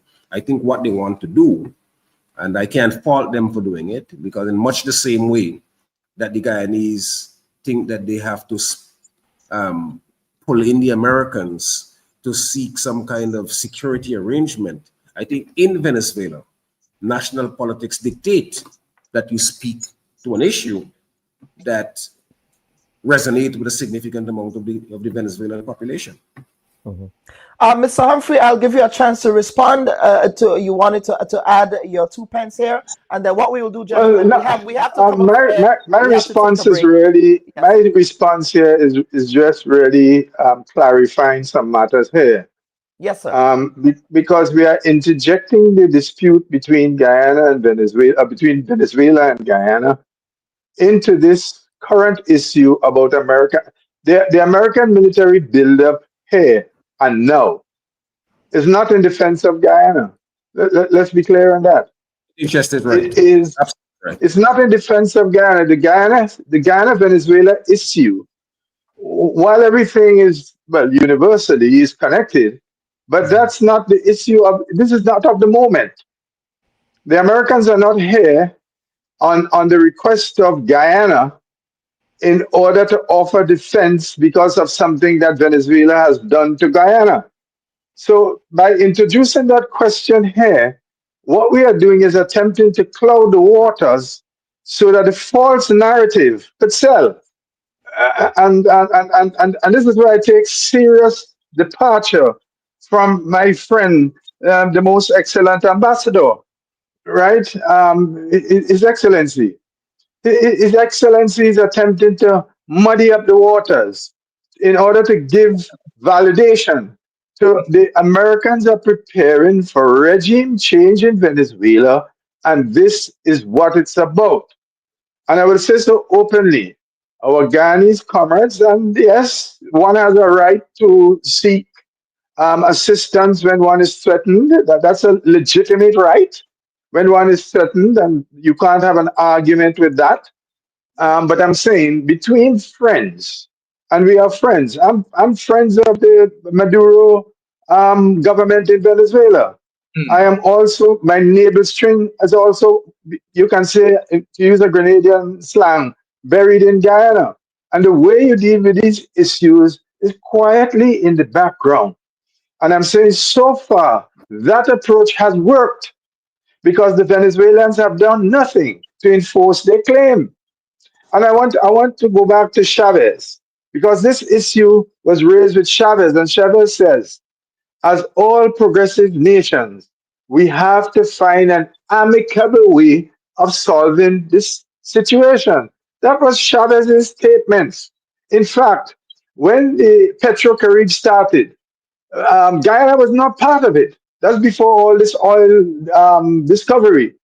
And eventually, Venezuela opened up on the basis of Chavez principles, right, of involving everyone. And as he said, we shall find a way to peacefully resolve the issue. Now, Jamo is right. This is more play for a domestic audience. But then Guyana leaders will be totally irresponsible to be lulled to sleep. They have to make all preparations, and therefore one can't fault them. But as I said before, outside of the initiatives made by Dr. Gonzalez, and there's a particular reason why that particular initiative has succeeded, right? The diplomatic effort, because of the validity in the eyes of all sides, right? Of Dr. Gonzalez, right? And others, that we have a quieting down of the situation, and hopefully we would have a final settlement that takes into consideration all of the different issues, right? But I just want to be clear, Dr. Bubb, to interject this here is to cloud the waters, because the Americans' request to Grenada to place the satellite coordinating equipment is an act of war against a nation that has done Grenada nothing other than help us, right? Yes, After Ivan Chavez sent up a team, we have 100 homes built in La Colombe, the Boulevard Simon area down in La Colombe. We have our school feeding program for many, many, many, many years. A lot of our national debt was paid off because of Petrocarib and other things, roads, construction, other things that has happened because of Petrocarib. Scholarships And as Guyana well. is an Scholarships, inherent Grenadians part, studied in and a lot of Guyana is an inherent part, not just of CARICOM, but in Grenada. In Grenada, Guyanese are seen as Grenadians. I'm telling you, right? So we have concerns, we have feelings, but in this particular issue now, this build-up now has nothing to do with Guyana per se. It has got to do with the American playbook, which they played out in Panama, and I believe which they are about to repeat, right? And we have to, I mean, all this illustrious talk about American democracy and all of that stuff, while we are being rounded up and herded up like pigs, simply because we are colored people of African stock, the way in which, right, Mexican Americans, people from, Mexicans are keeping up the agricultural economy of the United States, rounding them up without trial, sidestepping judges, overturning the whole judicial system in order to be able to get the way of one individual. So, I mean, don't come here preaching these so-called virtues of democracy in a country which has trampled democracy throughout the world and is trampling in its own country at this time and is racist. Right? Yes, Don't absolutely. come here. Don't come here give preaching to us that whatever you do in Trinidad is your business. Well, yes, but then legitimately you're elected government, and you can do it. Mr. Humphrey, we have a diplomat here, but we have, gentlemen, we do have to come up for air. We have to come up for air because we have to get to this question, gentlemen. And the framing of this program, the fundamental basis of this program really today is to examine the, and I use the word request loosely here, that the United States has made to Grenada in the month of October, on the anniversary of the demise of the Grenada Revolution, on the anniversary of Operation Fury, for Grenada, for the Morris Bishop International Airport to be used built by the Cubans, built by the Cubans Cuban commerce, and the Libyans as well, with funding from the Libyans as well, to be used as for satellite and logistic military posting on behalf of the United States. So we'll take a quick break, folks, and come back to talk about this. Let's stand by for that. Should you're with dignity. We seek the truth. Would you be handing your resignation to the Minister of Culture tomorrow, sir? No, I will not. The leader of the opposition, you have accused your government, sir, of using the Grenada Development Bank to facilitate the financing of personal loans for certain government ministers. The other side is in no position to talk about those issues, and I will leave it there. We discover new perspectives. You know his leadership style, and so many are saying, why are you coming now to to talk about those issues. Now is the time to speak. You have the right to decide who will take over. And you met with Dr. Mitchell, and perhaps you might want to confirm what that meeting was about in your response. But Dr. Mitchell, like myself, are Grenadians. We ask the right questions. why was there no report on the work done of the commission? And how is this new committee different from the commission that was initially established back in 2022? So who are these elements that are using you? I'm disappointed in my political leader. And why is that animating those political conversations now? This is a very interesting question. The Bubb Report with Dr. Kellon Bubb. Thought-provoking, truthful, unbiased, and truly original reporting. And viewers and listeners, welcome back to this week's edition of the Bubb Report. Now, before we get back to the panel, and I want to respect Mr. Miraj's time because I know that he has to go. Mr. Miraj, yes, I saw you. You were motioning there. I think we lost him there for a second. But before we get to the final segment of this week's program, I do want to go ahead and share the information from, there we go, the information from the Grenada Association here in the Maryland area. It's the karaoke and game fundraiser that's being put on by the Nutmeg Alliance Inc. and Shanto Togetherness. And that is happening, karaoke and game night fundraiser, an evening of games, food, prizes, and more from 5 to 9 p.m. on the 18th of October. Location at the Shanto Togetherness, which is 1290 Crane Highway in Bowie, Maryland. And proceeds benefit the Nutmeg Alliance Inc., which is, of course, a new organization here in Maryland. And, of course, a lot of those funds will go towards the inaugural staging of a Grenada Day activity here in the Washington, D.C. metropolitan area. But let us get back to our panelists now. And I want to get started with Mr. Miraj, because I know that you have to go, sir. Yes, but is there anything else you wanted to add? But I wanted, in your close, but go ahead, sir, if you wanted to add. Yeah, well, I just wanted to say that I have to go because, as you know, I thought it would go for an you hour. had other engagements, yes, absolutely. Very important engagement. And thank you very much. And I enjoyed being with you and on all of the panelists. And yes. Yeah, and absolutely, Mr. Miraj, thank you again. We hope to have you again, sir. I do enjoy your engagement, and thank you so much for appearing on the Bubb Report this week. Thank you. Thank you. Very well. Very well. So viewers and listeners, we would continue with our conversation now with the rest of the panel here.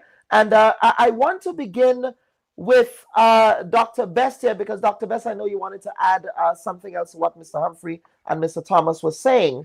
So I want to give you the opportunity to respond to that first, and then we will get into the American, and I use the word loosely, request.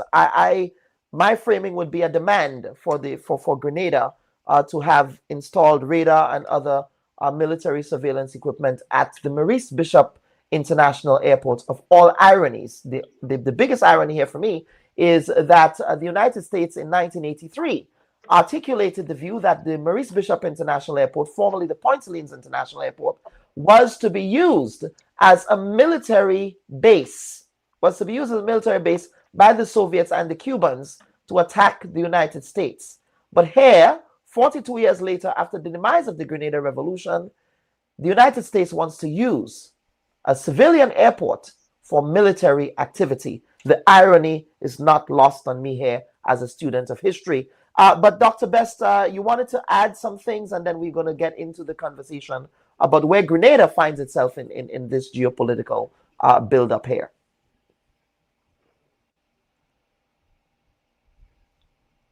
I think, go ahead, Doctor. I think we can't seem to hear you very well. You are unmuted.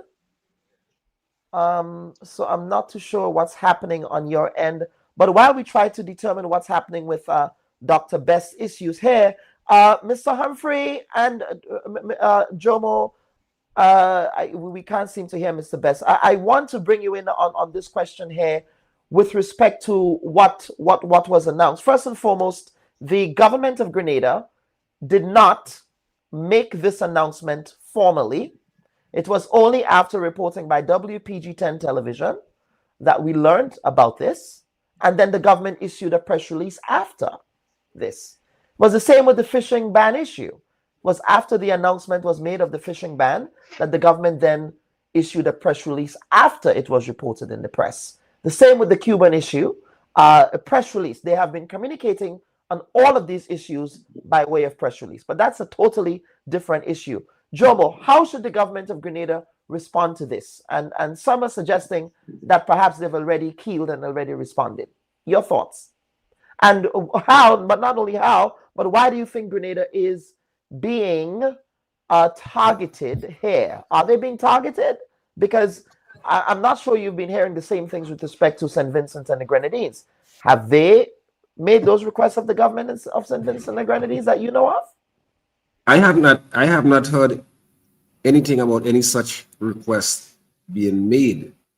And maybe the question about how the Grenadian government should respond is way above my pay grade, because a sovereign nation should respond how its elected leadership thinks it should respond. If you're asking me for my view, I would say that there should be a defiant no. I think you alluded to what you called an irony. It is an irony of all ironies. Here's this powerful country that used as a pretext that this Point Saline International Airport is being built and constructed to be used by the Soviets and the Cubans, now making a request to put military assets in Grenada to assault, invade, and dominate another next door neighbor. So I am not so sure why the US thinks that people cannot see through this level of hypocrisy. But what it is, fundamentally, it's a point of might makes right, and we can do whatever we want. We can say one thing through one side of our mouth about Soviets and Cubans and come back and say, look, we can do this. I think it goes to the point that was being made, oh, America is the biggest democracy in the world. America, we heard Dr. Mraz says, look, I don't care. I prefer to live in the United States more than any other country. I think all of those kind of statements are intended, as my friend Chester Humphrey said, to muddy the waters on these kind of questions. The important thing for us to understand, in my estimation, this is an inappropriate request. It's an arrogant request. It's an aggressive request. And I am hoping that the Trinidadian government, the Grenadian government and leadership would adequately push back against it and not allow themselves to be used. This is an aggressive act to put military assets in Grenada, particularly regarding the history where 42 years ago, the Americans landed soldiers on Grenada to topple, to remove a government in clear violation of international law, in which its friend, its kith and kin, its soldier, Margaret Thatcher at the time. Jomo, I'm sorry, I have to fact check you here. You topple and remove a government. The RMC was not a legitimate government. Neither was obviously one can argue that the PRG was not legitimately elected. But at the time of the US intervention, I don't take it. The RMC was not a legitimate. There's legal.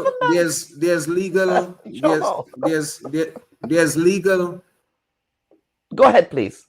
There's a law on revolutionary legality. Yes. And I think that issue was discussed and agreed in the case, in a Grenadian case. I think it's Andy Joseph. Yes. And the Attorney General of Grenada, what constituted revolutionary legality. and where the government has total control, even where you take by military means, you end up having total control over the society, and you're governing the society because society is not splintered, and so on and so forth. So, but all I'm saying is that the U.S. intervention was in clear violation of international law.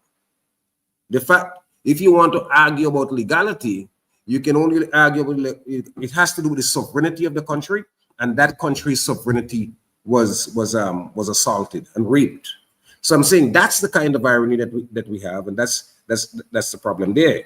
So I don't see how we can seriously countenance such. And I don't think that any progressive person, any place, should countenance such the request or the demand from the U.S. It has to be rejected. Yes, go ahead. I think it was Michael Manley who said, we have to walk on our feet, not on our knees. And Maurice Bishop properly said that Grenada is in nobody's backyard. Yeah, the world has changed, and the world may well have changed for the worst. But still, you have to have some backbone. You have to have some. I know that America's soft power. I know America can put all kind of pressures in a number of different ways. They can put pressure through the World Bank, the International Monetary Fund, a whole host of multilateral organizations and institutions that they can do that. So they can use their soft power to pressure you. But still, I think principle is principle, and they should not allow Grenada or any other country in the region to be used in the way in which the Americans propose to use it to move against the Bolivarian Republic of Venezuela. Yeah, Rear Admiral, let's see if we can hear you. Can you say something, sir? No, I think the connection is really poor with the Rear Admiral. But Mr. Humphrey, I want to bring you back here on the question of Jomo advising the government of Grenada to say no in this matter.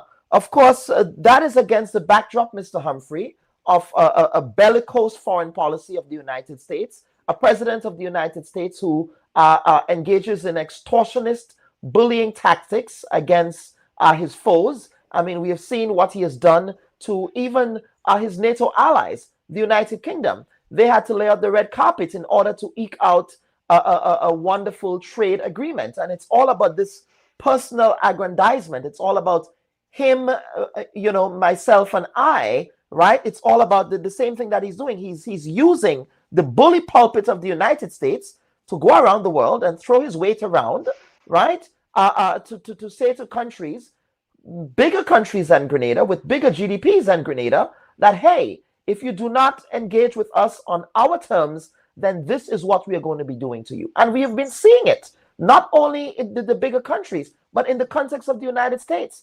And one of the reasons why I'm wearing this press shirt today is because we have seen the capitulation of powerful media organizations to this man's will. Law firms in the United States, they are bending the knee. Academic institutions are bending the knee. Grenada, a country of 110,000 people, to stand up to the mighty United States with the current leadership that exists in the United States, Mr. Humphrey? Well, I hear you, and I hear you well. And it is clear that U.S. policy has been softening up Grenada for this moment where we are now. In respect to the Cuban Internationalist Medical Brigade issue, going way back then, the Honorable Mia Motley, in her parliament, made the following statement. I can't quote it, but this is more than the essence of what she said. If the consequences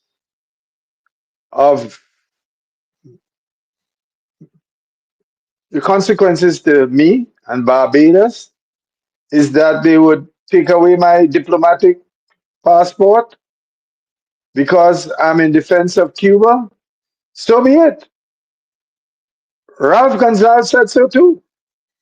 So did the Minister of Finance in Grenada, Mr. the Honorable Dennis Cornwall, and so too was the Honorable Joseph Andel, Minister of Foreign Affairs.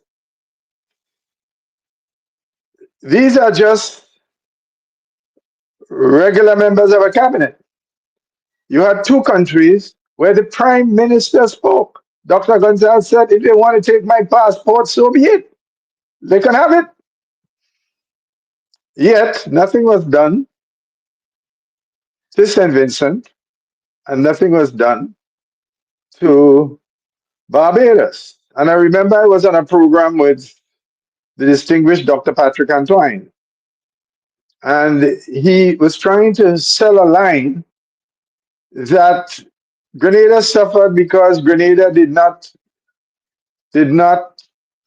adequately perform its bureaucratic functions, and that there was a slip up in the bureaucracy. And I remember challenging Dr. Antoine on that. And I said to him, you really come here to sell me that? I'm not buying it. And now, all of a sudden, they are threatening to hold up our fish exports to the United States on the basis that we are not conforming with some catch. We don't register the size of the nets. We don't do much trawling. We don't do net trawling here in Grenada. The only thing we use is a seine for catching jacks. I mean, we've been doing that for centuries. You know, we don't hunt dolphins and whales, but all of a sudden, it's of the moment. And why? Simply because the Americans have been in long-term preparation for a military engagement in Venezuela.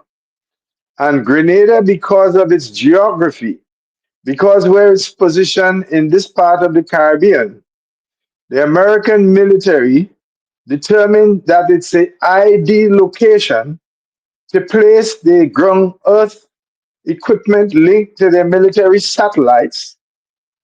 Yes, because I do not believe that the Americans are preparing for a long-term stay in Venezuela. I think it's going to be a lightning hit. They're going to send special forces, and while they are bringing F-16s and the kind of nuclear submarine missiles, is to defend that special forces group.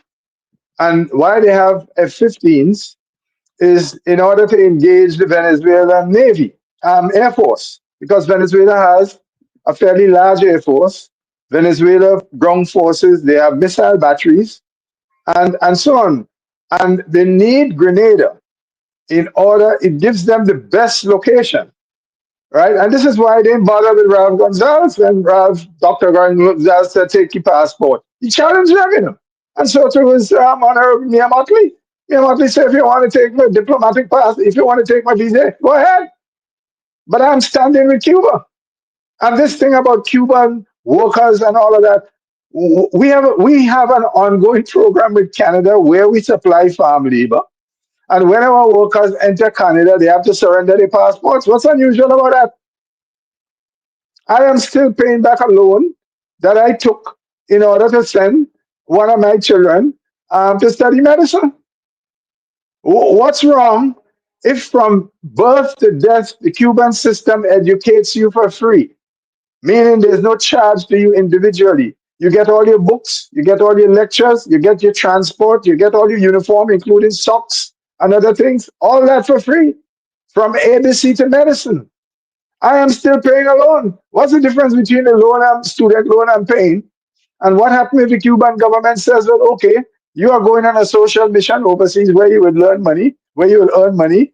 Let's give back to the state some of that money so the state in turn can continue to finance programs of giving absolutely free education in Cuba to the individual. That's nothing to do with human trafficking, right? But the Americans sell that and they decide to punish Grenada. But the real reason is they were softening up Grenada for this occasion now. It will be a grave mistake. It will be a grave blotch on the history and legacy of our forefathers, of a proud people, of our Ararak indigenous forefathers who stood their ground rather than surrender, and who did not jump over Leapers Hill, as the falsification of history puts it, but who were genocided. An act of Holocaust was committed against them in the last big battle in in the tongue of Satyrs in St. Patrick. It will be a disgrace. We have no quarrel with Venezuela. Venezuela has not done anything to Grenada but help us. Our entire school feeding program for years has been financed by Venezuela. We have friendly relations with Venezuela. There are large Grenadian communities. In fact, outside of probably London, in the US and Canada, the Grenadian population in Venezuela might be as big as that in Trinidad or any one of the metropoles. We don't have any quarrel, so why must we? In other words, what we are being asked to do is simply this. Some bandits are planning to rob the bank in town, and they come there, Humphrey, I want you to hold the weapons. I want you to hold the mask, right? I want you to hold the getaway car. We are going to rob First Caribbean Bank, right? And I willingly hold on maybe the promise that I might get some money or some other promise, and I willingly hold these weapons and all the paraphernalia necessary for the robbery. The robbery is committed. People die in the process, including customers who were in the bank when the robbery took place. Am I not culpable in aiding and abetting a robbery? And I can tell you that I will be charged. I will be charged and can validly be charged for first-degree capital murder if people died in that operation.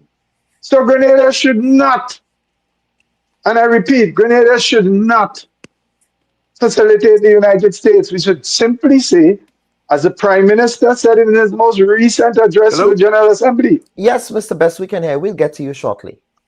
Go ahead, The Mr. Prime Humphrey. Minister of Grenada, the Honorable Deacon Mitchell, Yes. as recently as a week or two ago in the General Assembly, reiterated Grenada's position that the Caribbean should be a zone of peace. How in the face of that declaration to the world? And he called for peace in Gaza. He called for an end to the slaughter. So to Prime Minister Miyamotri, how, having said that 2 weeks ago, we can now be facilitating a robbery? Because what is about to happen in Venezuela here is regime change, and Grenada will be aiding and abetting by putting these military satellites that will guide the cruise missiles launched by the American nuclear submarine and other Tomahawk missiles launched by F-16s. So let's not be blinded. I read the Grenada government statement and I am appalled. I'm fearful. The statement said nothing.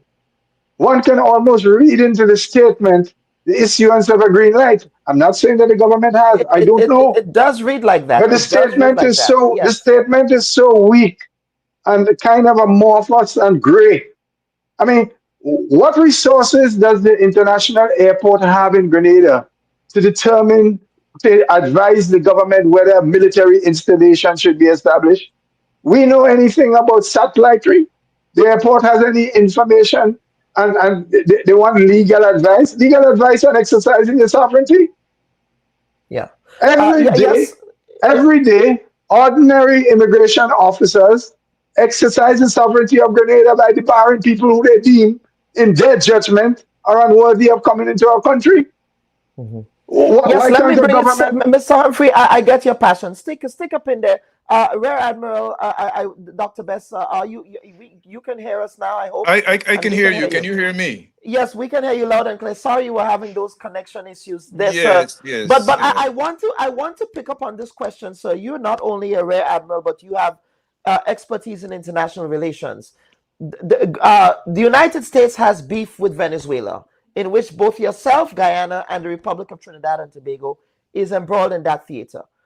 Grenada never wanted any part of this. Grenada has adopted the CARICOM position of non-interference and being satellites of none, friends of all. If you, sir, were in the position of advising the government of Grenada and the United States comes calling and says that we want you to install military assets at your airport to facilitate ostensibly the invasion of a sovereign country, what advice would you be giving to the government of Grenada? Well, that's an That's a interesting tough one, question. isn't it? Yeah, I really don't want to speak for Grenada, but I would say that let me just first say that it was unfortunate I couldn't hear my colleagues' comment to what I said about Yes. Guyana. That contribution I made and their comments, that contextually would have allowed me to respond. But let me just say just 3 points on that to be Yes, clear. sir. One, Yes, sir. I personally, and I know my country would harbor good relations with Venezuela. It's good for Guyana and Venezuela. Our constitution makes it very clear: peaceful resolution of disputes, sovereign equality, and recognition of sovereign states. That's what our foreign policy is based on. So I would like to see peaceful relations with Venezuela. I do not wish to see Venezuela invaded by any country, less the United States, not at all. So I just want to make that very clear from my perspective. And we've had relations with Venezuela over the decades, but at this point in time, the facts are very clear. We're under a serious threat from Venezuela, whether engineered by the geopolitical structures, we're still under that threat. And we therefore, as a nation, has to look carefully and ensure that our sovereignty remains intact and we can provide goods and services to our citizens. This does not mean that we would capitulate, in my view, to the likes of a superpower at the expense of our CARICOM brothers. I don't think we should do that. The second point I want to make is this: our colleague Dr. Maraj is not online, but when Trinidad and Venezuela signed its border, it's not signed, delimited their borders, Delimitation. right? Delimited, Yes, yeah. Guyana was not invited to those conversation and discussions. And normally, you have the third state or the third party recognition in international customary law. But we did not officially protest against it. And in my own research, it seemed to me as though the Guyana government at the time thought it best not to do so, and that Trinidad, in its national interest, could have gone ahead. So it goes back to the point that was being made. I think Mr. Alexander made the point. We can be friends with quarrels, but this has escalated in the context of Guyana much beyond a quarrel among friends. And the population in Guyana feels very threatened by the Venezuelan action, and any government will have to respond to that. So I just wanted to say I'm not supporting any international, the Americans in that context. I'm just saying that we prefer peaceful relations with Venezuela, peaceful relations Trinidad and Grenada.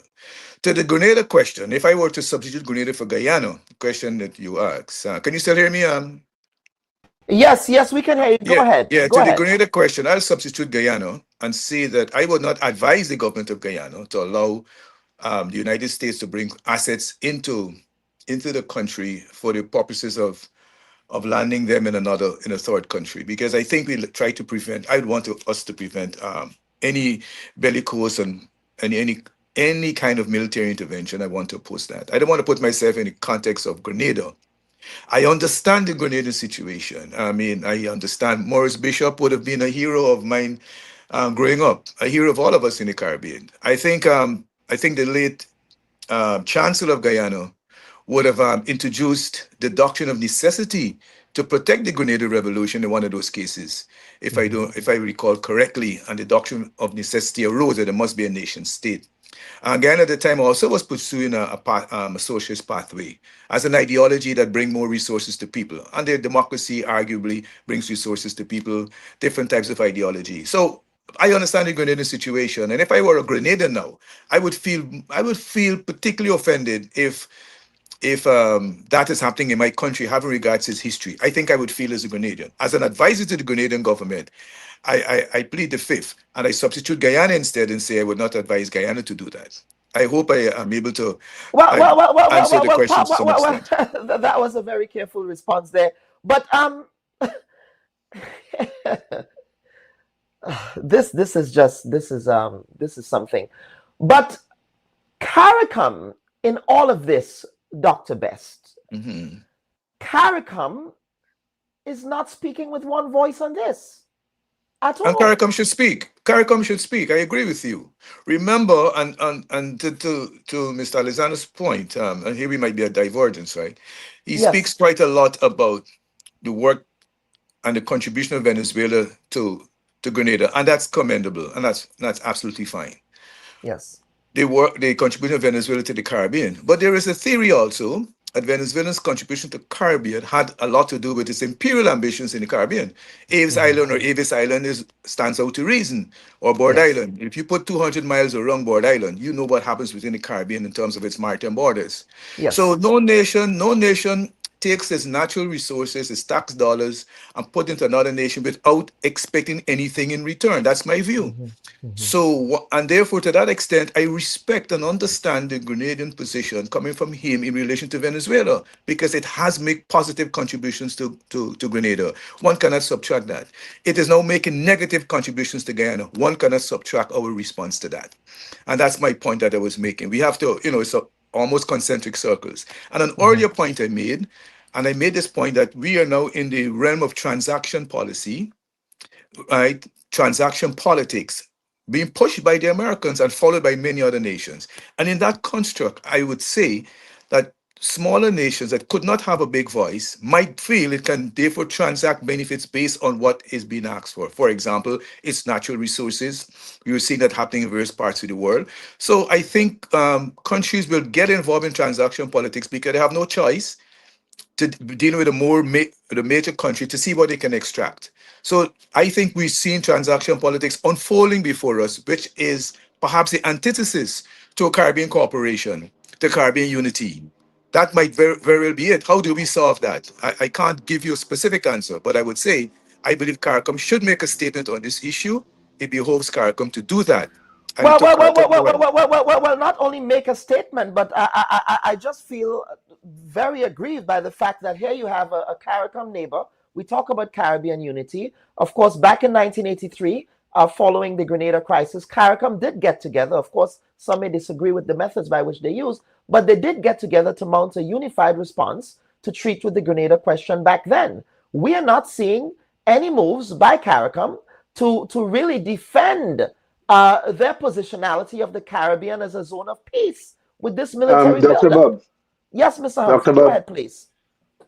let me just say this here and now. I am not aware, and certainly nothing has been put in the public domain by the government of Grenada in respect of whether or not the government has sought CARICOM's engagement. Because I think CARICOM would be guided by what the sovereign government is going to do. I don't think, yes, there's a broad, but as you know, CARICOM attempts to operate on the basis of some sort of consensus. And of course, where there is not consensus, then individual states do. And this has been the practice because there's no unified parliament here. I think this government needs to bring this matter to parliament. There's too much secrecy. There's too many unknowns. We don't know what's happening. The press releases that they have been issuing are poorly written, not well constructed. They create confusion in the minds of people.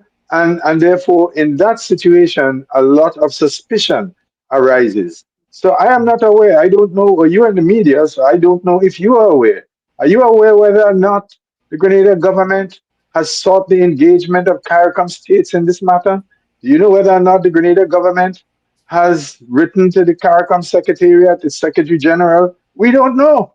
We don't have any answers to any of these questions, right? Other than literally, well, the press release was, if it was 200 words, it was a lot.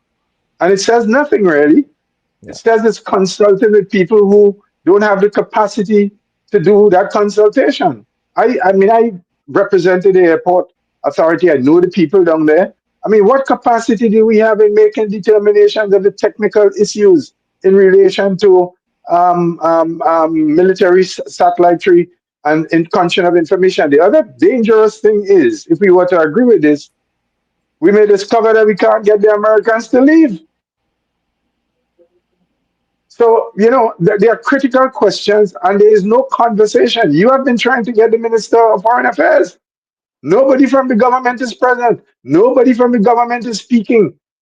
I don't know. I don't know. Well, my parliamentary representative is Peter David, and I've been in conversation with him. But we don't know. Nobody is saying anything. We don't know. Here we have, and and it is clear. Dr. Best is a military mind, and it is clear. I am certain he knows better that this thing ain't no preparation for interdicting drugs. It's not.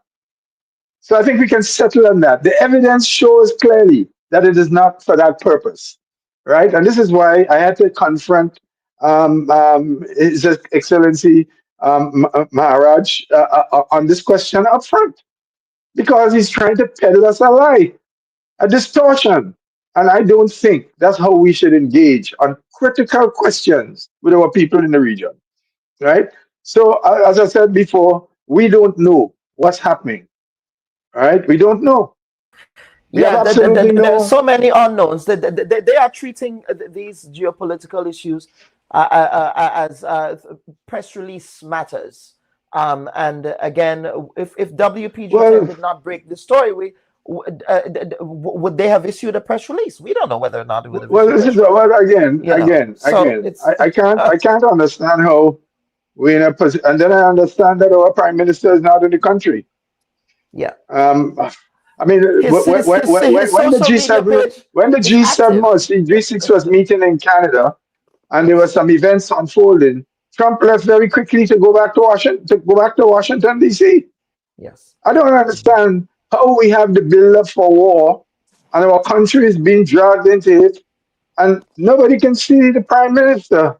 Nobody understand he's not in the country. That's what I'm hearing.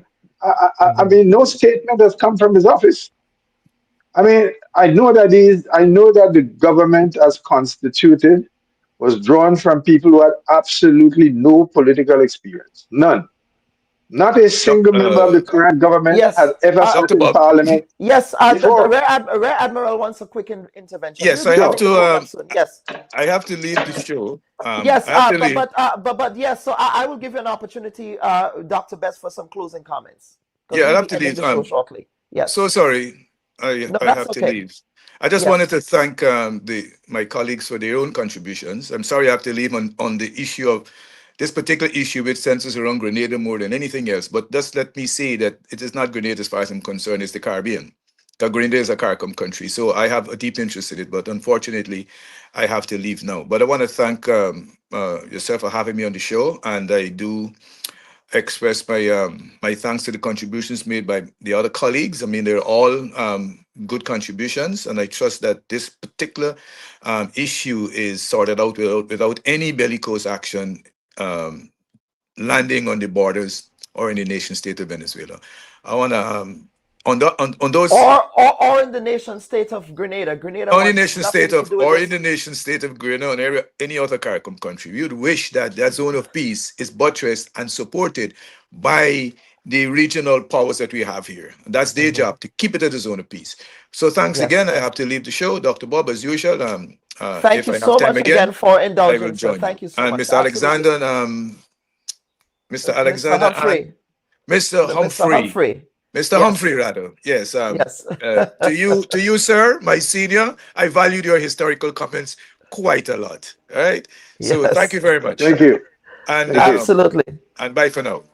Okay, absolutely. Viewers and listeners, that was, of course, Dr. Gary Best, retired Rear Admiral of the Ghana Defense Force. But, gentlemen, I want to get over to you for some closing comments. Jomo, I want to begin with you. And in closing, again, you've articulated a view here that Grenada should say absolutely no. But as I said, we're dealing with someone in the White House who uses American power in such a way as to bully and threaten and extort and exact personal favors in some cases.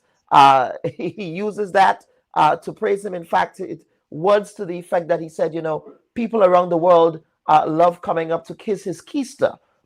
That's a word that rhymes with bass. I don't want to say that before I get a strike on YouTube, right? But that's the kind of diplomacy that he uses. That's different from what the diplomacy that Ronald Reagan, the gun bloat diplomacy of Ronald Reagan. It's absolutely different. This is a very volatile, unpredictable person. And there's also a school of thought that, look, Grenada benefits from the economy of the United States. There is a vast Grenadian diaspora here in the United States that contributes by way of remittances to the economy back home. There is an American offshore medical university in Grenada. So the point I'm making with all of this, you have flights from JFK, JetBlue goes down every day to Grenada. So that economy within the context of the United States is very significant for Grenada. So there's a school of thought that, well, in that case, the U.S., given how the Grenadian economy is pegged to the U.S. economy, that they have absolutely more leverage. And what is Grenada going to be bringing to the table for this? I mean, we don't know what diplomatic conversations have been had. But Jomo, in closing, how does Grenada balance that leverage against, of course, its own relationship with Venezuela? And of course, if in fact Grenada decides that they're going to have U.S. military assets at the Maurice Bishop International Airport, an airport that the U.S. said was once a military base for Russians and Cubans, right? Who is to say that the Venezuelans are not going to view the Maurice Bishop International Airport as a legitimate military target? So these are my thoughts on these issues, Jomo. Over to you, sir, for some closing comments as we ponder on that and as we await a response from the government of Grenada. Just unmute your mic, Jomo, again. Dr. Best talked twice about transactional politics. Yes. And the current ruling circles in the US seems to be big on transactional politics. They want you to do something to put some pressure on you. It's sanctions here, it's this, or it's tariffs and so on and so forth. And transactional politics, we have seen it before. This is nothing new. Remember, between 1972 and 1980, when Michael Manley was in power, the US put a tremendous amount of pressure on Jamaica. The genesis of all of the guns violence that we see in Jamaica today came as a result of the US, the CIA, working along. And the idea was, they came to the point where, okay, if we remove Manley and we put in Siaga, Jamaica would become an oasis of success, a country that is teeming with economic activity. Manley's was removed in 1980. That's 45 years on. We still have not seen. Siaga went in, and I think I spent from 80 to 89 to 94, actually. And Jamaica has not seen that kind of success. Similarly, a number of people who supported the American invasion of Grenada thought that there would be similar success once they supported, that the Americans would put a lot of support into the Caribbean. Again, we didn't see that support in Grenada. We didn't see it across the Caribbean, because by the time the Eastern Bloc and the Soviet Union collapsed in 1990 and 1991, the attention which was, and after the demise, the implosion and demise of the Grenada Revolution, the kind of attention which the Americans were paying in this region, they shifted that to Eastern Europe and Russia. Now, I did mention earlier that part of the difficulties which our Grenadian counterparts have is that, yes, you can hold on to the principle, as I think they should, and say no to the Americans. But America has tremendous amount of soft power. I mentioned their control over the World Bank, the International Monetary Fund, a number of other multilateral institutions from which they can pressure Grenada. But I do believe that there comes a time when a country needs to stand firm, because I think Chester makes an important point. If you are complicit in the assault, in allowing your country to be used for the invasion of another country, then the question becomes whether you do not become a legitimate target. And if you become a legitimate target, you cannot then say that, oh, you're being attacked improperly. I'm not saying this is going to unfold, but I think that's an important point. The other point that Chester makes about when the Americans come in, the history is that you can't get them to leave. The Iraqis are having that that experience right now, where the parliament of Iraq repeatedly voted for the removal of all American soldiers, all American military personnel from Iraq, and that has not happened. The Americans have simply refused. I don't know about the geography of Grenada, how it is placed relative to Venezuela. Chester seems to think that, oh, you know, Grenada is uniquely placed. I'm not so sure of that. What I do know is that on October 1st, President Gustavo Petro announced that, and I had not even known this until I read recently, that he's going to put into play the instruments that remove Colombia as a member of the North Atlantic Treaty Organizations. And his argument was, Colombia is not in the North Atlantic. Colombia is in the South Atlantic. Colombia is part of the Caribbean, and the Caribbean should be a zone of peace. And we should not be in a military, in a institution, particularly that is doing the kind of things that is doing, committing crimes, being complicit in crimes against humanity, as is reflected with the Israeli actions, murderous actions in Gaza, in the West Bank. So I believe that, separating apart from Chester's point about Grenada being uniquely placed, I think the position of President Petro may be what is prompting the Americans to try to get Grenada, because they don't have that they don't have that reliable bulwarks as they had before President Petro came into power. So I think that the Grenadians have a difficult situation. They have to respond to the pressures of the Americans, but I still think that as a matter of principle, they should try to do some regional diplomacy. They should try to get as many countries as possible on their side to issue a statement, many countries in CARICOM, to issue a statements proclaiming the Caribbean as a zone of peace, and making the argument that they have to respectfully refuse the American request to have the military assets placed there. Well, you're referencing statements. It may be the case that the Prime Minister of Grenada, in fact, the government of Grenada, and I also found that odd, Mr. Humphrey, I don't know if you did as well. I found it very odd that the government of Grenada released a statement saying that it wanted to be an interlocutor between Venezuela and the United States. Sorry, I just thought that was comical. I'm saying, well, what could Grenada's role be here? But now we're seeing it. So I'm wondering if that statement was part of that diplomatic dance. But perhaps, Jomo, a visit to Washington might be on the cards of all CARICOM leaders, because in the past, when the White House occupant was there, he engaged in divide and rule politics against CARICOM colleagues. There were some CARICOM colleagues who went up to Mar-a-Lago, and he had them Exactly. in some dingy back room, waiting to see their leader. And the irony is also not lost on me, and then we'll get to you, Mr. Humphrey, for closing comments here, that the country, one of the countries that he called an S-hole country, because that's how they refer to brown and black countries, S-hole countries, are the same countries that they're now turning to engage in the kinds of militaristic activity that we're seeing against Venezuela. So, Mr. Humphrey, over to you, sir, for some closing comments with that thought process in mind. What I can say is the government has to come to the realization that this issue is not a party political issue. It is not a government issue. It's a national issue.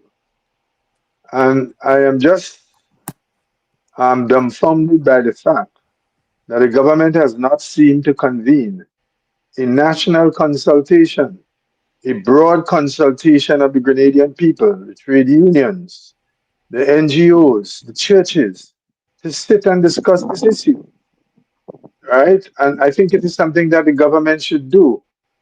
In the context of all of what has been unfolding and what appears to be I say, what appears to be a weak response from the government and has created a certain amount of butterflies in my stomach.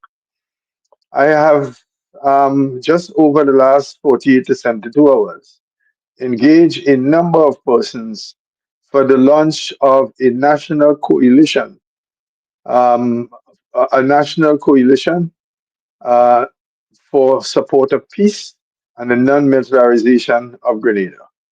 Right? I'm hoping we will have a very early press conference. I will be calling you to help us with the advertisement. But that organization is being formed right now as I speak. Yes. And because, as I say, this issue is a national issue and requires a national response. I'm quite aware that sitting in St. George's at the seat of government are persons who have had no political experience. And the thing is, you ought not to come and learn this thing on the job. And essentially, that is where Grenada finds itself. Grenada finds itself being governed. And I'm not saying so in a disparaging way. I'm saying so as to seek a possible explanation of why it is things are done so lackadaisical, why it is things are done so unprofessional. I mean, the kind of statement I see they issued after meeting with Cuba on the internationalist medical brigade issue. I mean, really, I almost puked. But this is not a time for attacking the government. This is a time for providing whatever counsel, uninvited or not, that the government should not go down this road. The government should stand. I mean, it is shameful to be lying on your belly, to be buggered by President Trump. It is shameful. And that is what this amounts to. It is shameful to be aiding and abetting an act. And the fact that the government pointed out that it wants to be an interlocutor, it is because I think the government recognizes that this thing about drugs is not the real issue. So at least that's a comforting component of the statement. When I read it, it said to me, aha, at least the government has not fallen, because the statement reveals that it wants to be an interlocutor. And it could only be an interlocutor because the government understanding of this issue is that it is directed against Venezuela, when we all know that the source of the narco trade that we face is Colombia, the Andean countries, Bolivia, and countries like that, and not Venezuela. And my good comrade and friend Jamo came here with well-documented evidence from the Americans themselves. This is Americans' intelligence, the DEA, the European Union, the UN agencies that deals with these things, giving Venezuela a clean slate. But as I tell you, the playbook of the Noriega playbook, I think the Americans are once again invoking that. And this is why we are seeing what we are seeing. So my call is for Grenadians to rally.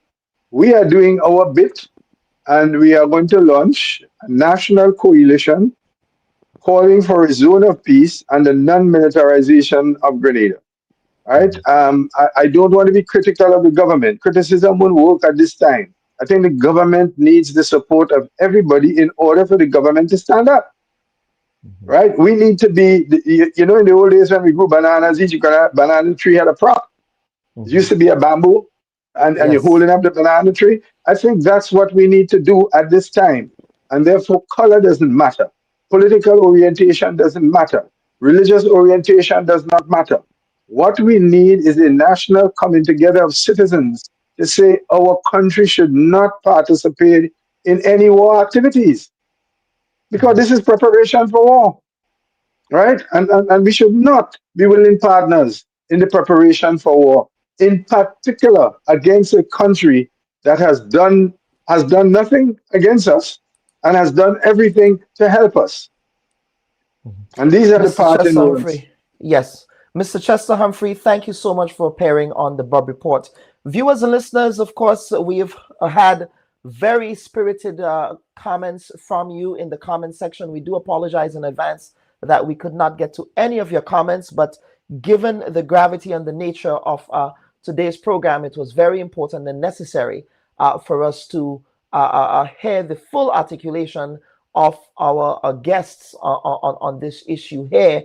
And of course, before I go, for those who may not know, there was in 1996, the year was 1996, and there was a major protest in Grenada in 1996 on the sister island of Petite Martinique over the construction of a US-funded Coast Guard base that Grenadians at the time feared was also a military establishment. There are those who may not know this history, but this occurred in 1996. So what I will do now, I will go ahead and share that article that was published in the International Press Service correspondence. They're similar to the Associated Press here. Let me see if I can pull that up here. Let's see. I want to be able to share the correct screen because that event, that was in 1999. Of course, the member of parliament in Carriacou and Petite Martinique at the time was Joan Purcell. I'm not sure why it's not sharing the screen that I want, but let me just take a screenshot of this story here. I think Mr. Humphrey is saying something. Let me see what he's saying. No, I'm saying to you, if it is 1999, then it would not be June Purcell. June Purcell was there between 1990 and 1995. Correct. But she was, that's right. Elvin Nimrod was the independent. Elvin Nimrod, who would have been the representative there. Yeah. Correct. Thank you for that correction. But I believe Ms. Purcell did participate. Of course, she's a friend originally from Carriacou. But I will pull that up. I'm sure you remember that incident, Mr. Humphrey. That story. Yes, vaguely. I didn't remember it until you've just mentioned it. Yes. And Grenada protested. The people of Petite Martinique protested, and the exercise was stopped.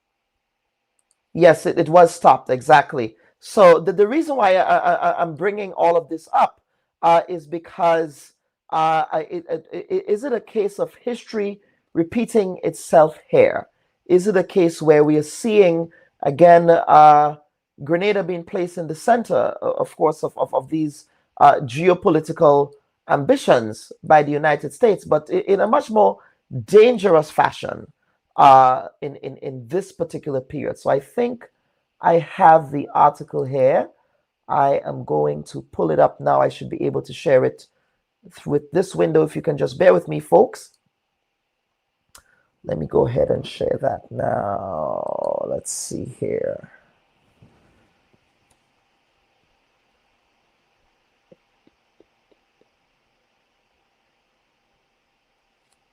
It's actually a PDF, so let me go ahead and share that PDF.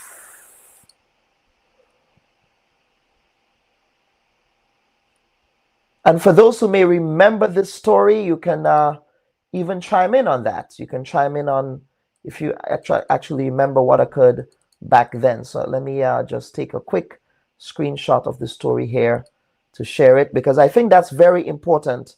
That's very important as we were talking about this issue here today. So here goes. Now it's allowing me to share it.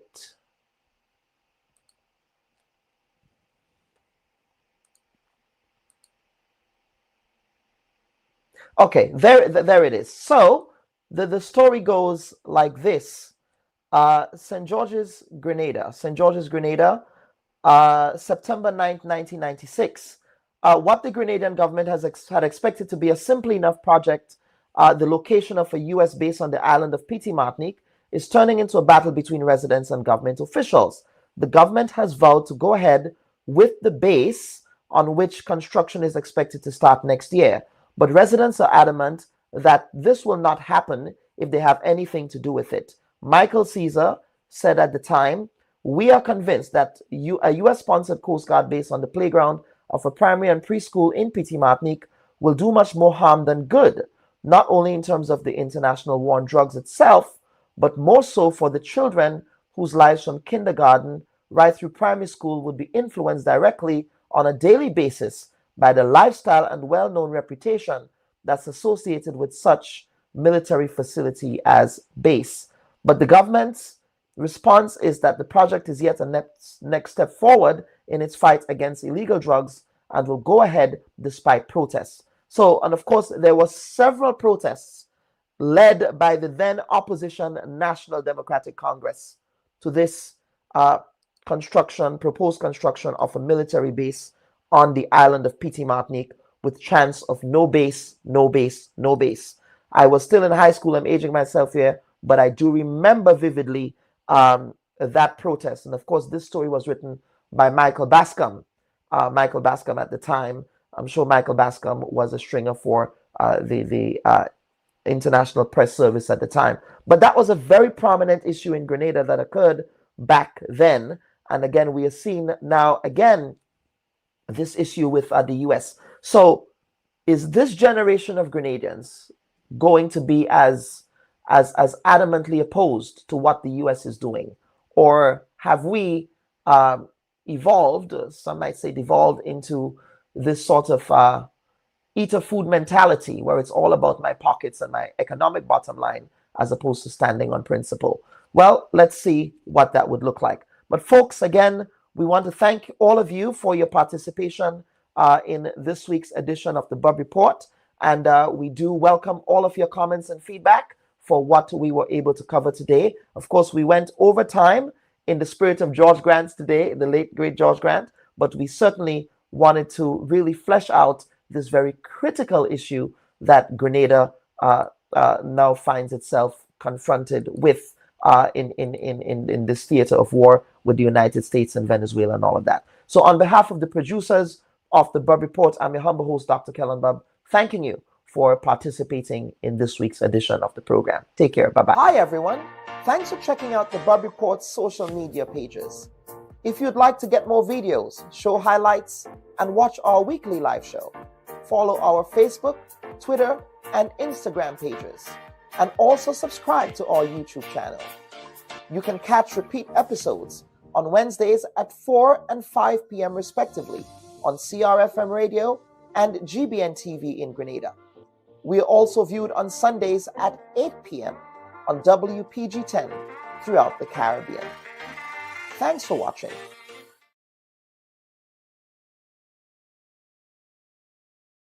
We seek the truth. Would you be handing your resignation to the Minister of Culture tomorrow, sir? No, I will not. The leader of the opposition, you have accused your government, sir, of using the Grenada Development Bank to facilitate the financing of personal loans for certain government ministers. The other side is in no position to talk about those issues, and I will leave it there. We discover new perspectives. You know his leadership style. And so many are saying, why are you coming now to talk about those issues? Now is the time to speak. You have the right to decide who will take over. And you met with Dr. Mitchell, and perhaps you might want to confirm what that meeting was about in your response. But Dr. Mitchell, like myself, are Grenadians. We ask the right questions. Why was there no report on the work done of the commission? And how is this new committee different from the commission that was initially established back in 2022? So who are these elements that are using you? I'm disappointed in my political leader.